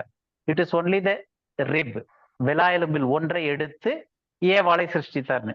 சிருஷ்டித்து கூட்டு வரும்போது இவர் சொல்றாரு என் எலும்பின் எலும்பும், ஓகே கரெக்ட், அண்ட் தென் என் மாம்சத்தில் மாம்சமாய் இருக்கிறாள்ன்றாரு. ஆனா ரத்தத்தின் ரத்தம்னு சொல்லல. அப்ப ஆதாம் சொன்னதுல வந்து ஹி ஹேஸ் சம் நாலேஜ், அதை வச்சு கரெக்டா சொல்லியிருக்காரு. அப்போ அது என்ன அப்படின்றத நம்ம நெக்ஸ்ட் வீக் ஸ்டடி பண்ணலாம். ஸோ வாட் இஸ் தட் மாம்சத்தின் மாம்சமா இருக்கிறாள்ன்றது என்ன அப்படின்னு சொல்லிட்டு, எப்படி வருது அப்படின்னு சொல்லிட்டு நம்ம நெக்ஸ்ட் வீக் பார்க்கலாம். ஸோ இப்போ இதுல வேற ஏதாவது கொஸ்டின்ஸ் இருக்கா இன்னைக்கு நம்ம பார்த்ததுல? இல்லைன்னா இதோட மோர் தென் கொஸ்டின்ஸ் நிறைய கிளாரிட்டி இருந்தது. சின்ன சின்ன சின்ன விஷயம் இருக்கு இல்லையா, ஆமா நிறைய விஷயம் நம்மளுக்கு அப்படியே இம்பில்ட் ஆர் இம்பைப்டா இருக்கும், ஏன்னா அது ஆமா அப்படிதான் இருந்திருக்கு. So அதோட ஆமா கிளாரிட்டி நிறைய இடத்துல கிடைச்சிச்சு எனக்கு. Thank you. Very good. Praise the Lord. Very good. ஒரு சின்ன கொஸ்டின் மாதிரி போடுறோம், அதை பத்தி சொல்லுங்க. நீங்களே சொல்லியிருந்தாரு, நீங்க சொல்லுங்க. இப்ப வந்து ஓகே, இப்ப நம்ம வந்து படிச்ச இதுல வந்து ரேண்டமா, அதாவது ரொம்ப சிஸ்டமேட்டிக்கா இல்ல, ரேண்டமா ஒரு 7-8 கொஸ்டின்ஸ் போட்டிருக்கேன். அதுக்கு பதிலும் இருக்கும். இட்ஸ் மல்டிபிள் சாய்ஸ் மாதிரி. அதை ஜஸ்ட் வாட்ஸ்அப்லயே வரும், அது போலிங் மாதிரி வரும். நீங்க வந்து அதை ஆன்சர் பண்ணலாம். It was the purpose is to not to test but review the whole matter. அதை வந்து நீங்க இது பண்ணுங்க. It will be encouraging to us also, and it will be a good review for you. ஃபியூச்சர்ல வந்து அந்நிய subject என்ன முடிஞ்சதோ அதுக்கப்புறமா அதை போட்டோம்னாக்கா அந்த வீக்ல யூ கேன் ரிவ்யூ தட், அந்த மாதிரி ஒரு இருக்கும். இதை வந்து இப்போதான் அந்த ஐடியா வந்து ஃபர்ஸ்ட் நாங்கள் தயாரிச்சிருக்கோம். அதை ட்ரை பண்றோம். Kindly cooperate and attend. எல்லாமே பைலிங்குவலா போடுறோம் நாங்கள், இங்கிலீஷ்லயும் தமிழ்லையும். அதை வந்து அட்டென்ட் பண்ணுங்க, சரிங்களா? ஒரு ஜஸ்ட் ஒரு 2 மினிட்ஸ்ல ஒரு ரிவ்யூ மட்டும் முடிச்சிடலாம். இன்னைக்கு பண்ணதை ஒரு சமரைஸ் பண்ணிடலாம். ஓகே. இன்னைக்கு என்ன பார்த்தோம் அப்படின்னு பார்த்தோம்னா, ஆத்மாவை பத்தி ஆரம்பிச்சோம். ஆத்மா ஒண்ணுதான் வந்து ஜீவனுள்ள ஆத்மாவா சிருஷ்டிக்கப்பட்ட ஒரே பொருள். மீதி ரெண்டும் வந்து சம் சோர்சஸ்ல இருந்து வந்துச்சு அப்படின்னு பார்த்தோம். அப்புறம் அந்த ஆத்மா வந்து மனிதன் பாவம் செய்யறதுக்கு முன்னாடி அழிவில்லாத ஆத்மா வரைச்சு, பாவம் செய்த உடனே அது வந்து it become a mortal soul, அழிவுள்ள ஆத்மாவா மாறுச்சு. சோ அந்த அழிவுள்ள ஆத்மாவுக்கு வந்து ஒரு மீட்பு தேவைப்படுது. அந்த மீட் எடுக்கணும் அப்படின் போது we need a blood. Remission of sin வந்து பிளட் மூலமா தான் வருது அப்படின்னு சொல்லிட்டு பாக்குறோம். ஏன் பிளட் மூலமா வருதுன்னு பார்க்கும்போது நம்ம 2 வசனங்கள்ல பார்த்தோம். ஆத்மா வந்து மாம்சத்தின் ஆத்மா எங்க இருக்குன்னா ரத்தத்தில் இருக்கிறதுன்னு. பட் த டிரான்ஸ்லேஷன் வந்து அதை உயிர்னு மாத்திட்டாங்க. Because of the hidden agenda with Satan set, அந்த ஃபர்ஸ்ட் லை. இது வந்து எல்லா ரிலீஜியனுமே ஃபாலோ பண்ணுது, ஆத்மா மரிக்கிறதே இல்லைன்னு சொல்லிட்டு. அப்ப இங்க ரத்தத்துல இருக்கு அப்படின்னா மரிக்கும் போது ஆத்மா மரிக்குதுன்ற ஒரு கான்செப்ட் வந்துடும். அதுக்காக வேண்டி எங்கெல்லாம் வந்து மரணம் வரக்கூடிய இடத்துல ஆத்மான்ற வேர்டு இருக்கோ அங்கெல்லாம் உயிர்னு டிரான்ஸ்லேட் பண்ணிட்டாங்க பர்பஸ்ஃபுல்லி. ஏன் அப்படின்னா இந்த டிரான்ஸ்லேஷன் வந்து ஒரு 500 வருஷங்களுக்கு முன்னாடி தான் நடந்துச்சு. அதுக்கு முன்னாடியே இந்த கான்செப்ட் ஆஃப் இந்த ஆத்மா மரிப்பதில்லைன்றது எஸ்டாப்ளிஷ்டா எல்லா மதங்கள் சர்ச்சு எல்லாத்துலயுமே வந்துட்டனால இவங்க டிரான்ஸ்லேட்டர்ஸ் வந்து இது போட்டா அவங்களுடைய டாக்டரினுக்கு இடிக்குதேன்னு சொல்லிட்டு அதெல்லாம் வந்து உயிர்னு மாத்திட்டாங்க. பட் லிட்டரலா அந்த இடத்துல இருக்கிறது எல்லாமே ஆத்மா. அப்ப ரத்தத்துல ஆத்மா இருக்கு. அந்த ஆத்மா வந்து எல்லாருடைய ஆத்மாவும் மரணத்திற்குள்ள வந்தனால இயேசு கிறிஸ்துனுடைய ஆத்மா வந்து பரிசுத்தமா இருக்கு. அது தேவனிடத்துல இருந்து வந்தனால பரிசுத்தமா இருக்கிறது. அதை வந்து ஈடா கொடுக்குறாரு. So it's a compensation for the soul, sinned soul. அப்ப அந்த ஒரு மீறுதல்னால எல்லாரும் வந்து மரணத்திற்குள்ள தீர்ப்புக்கு வந்த மாதிரி ஒருத்தருடைய கீழ்ப்படிதல்னால நீதியினால எல்லாருமே உயிர்த்தெழுதலுக்குள்ள ஜீவனுக்குள்ள வராங்க. அது எப்படி நடக்கும்னா உயிர்த்தெழுதல்ல நடக்கும். அப்ப அந்த காரியம் நடக்கிறதுக்கு இயேசு கிறிஸ்து என்ன பண்ணாரு அப்படின்னு பார்த்தா அவருடைய ஆத்மாவை மரணத்தில் ஊற்றி, அப்படின்னா it has to be poured, ஆத்மா ஊற்றப்பட முடியும். ஏன்னா அது பிளட்ல இருக்கு ஆத்மா. அப்ப அந்த ஆத்மாவை மரணத்துல ஊற்றி இயேசு கிறிஸ்து லிட்டரலா 3 நாள் இரவும் பகலும் மரித்து பூமியினுடைய தாழ்விடங்கள்ல இருக்கிறாரு. And then after the 3rd day God raised him up. தேவன் அவரை உயிர்த்தெழ வைக்கிறாரு. That shows the resurrection.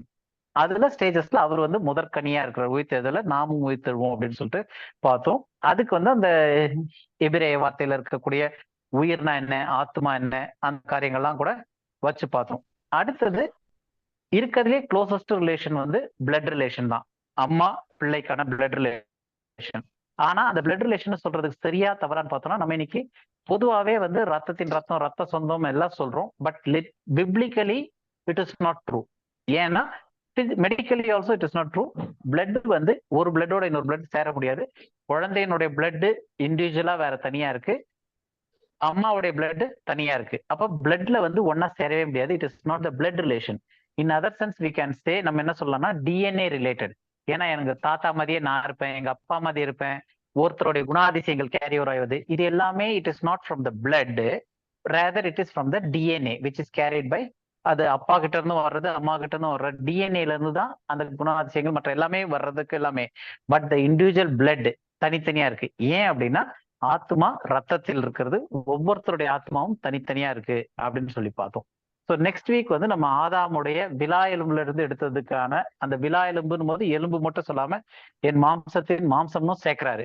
லிட்டரலா ரத்தத்தின் ரத்தம்னு ஏன் சொல்லலை அப்படின்னு பார்த்துட்டோம் இன்னைக்கு. ஏன்னா ரத்தம் சேர்றது இல்லை அப்படின்னு சொல்லிட்டு. அப்ப ஏன் மாம்சத்தின் மாம்சம்னு சொன்னாரு அப்படின்னு சொல்லிட்டு அதுவும். மற்றபடி ஆக்சுவலா லிட்டரலா இப்ப சோல் எங்க இருக்குன்னு பார்த்துட்டோம், பிளட்ல இருக்கு. ஆனா சோல் என்ன அப்படின்றதையும் நெக்ஸ்ட் வீக் நம்ம பார்க்கலாம். வாட் இஸ் சோல் அப்படின்றதையும். ஓகேவா? வேற ஏதாவது டவுட் இருந்துச்சுனாலும் குரூப்ல கேளுங்க, நம்ம அதுக்கு இது பண்ணலாம். வேற ஏதாவது சொல்லணும் பிரதர், இல்ல க்ளோஸ் பண்ணலாமா ப்ரேயர் பண்ணிட்டு? க்ளோஸ் பண்ணலாம் பிரதர். ஓகே. ஜெசி ப்ரேயர் பண்றியாமா? Sure, Chittappa. Thank you, Lord, for this lovely evening and for this Bible study, Lord. As you have given us so much of wisdom on your word.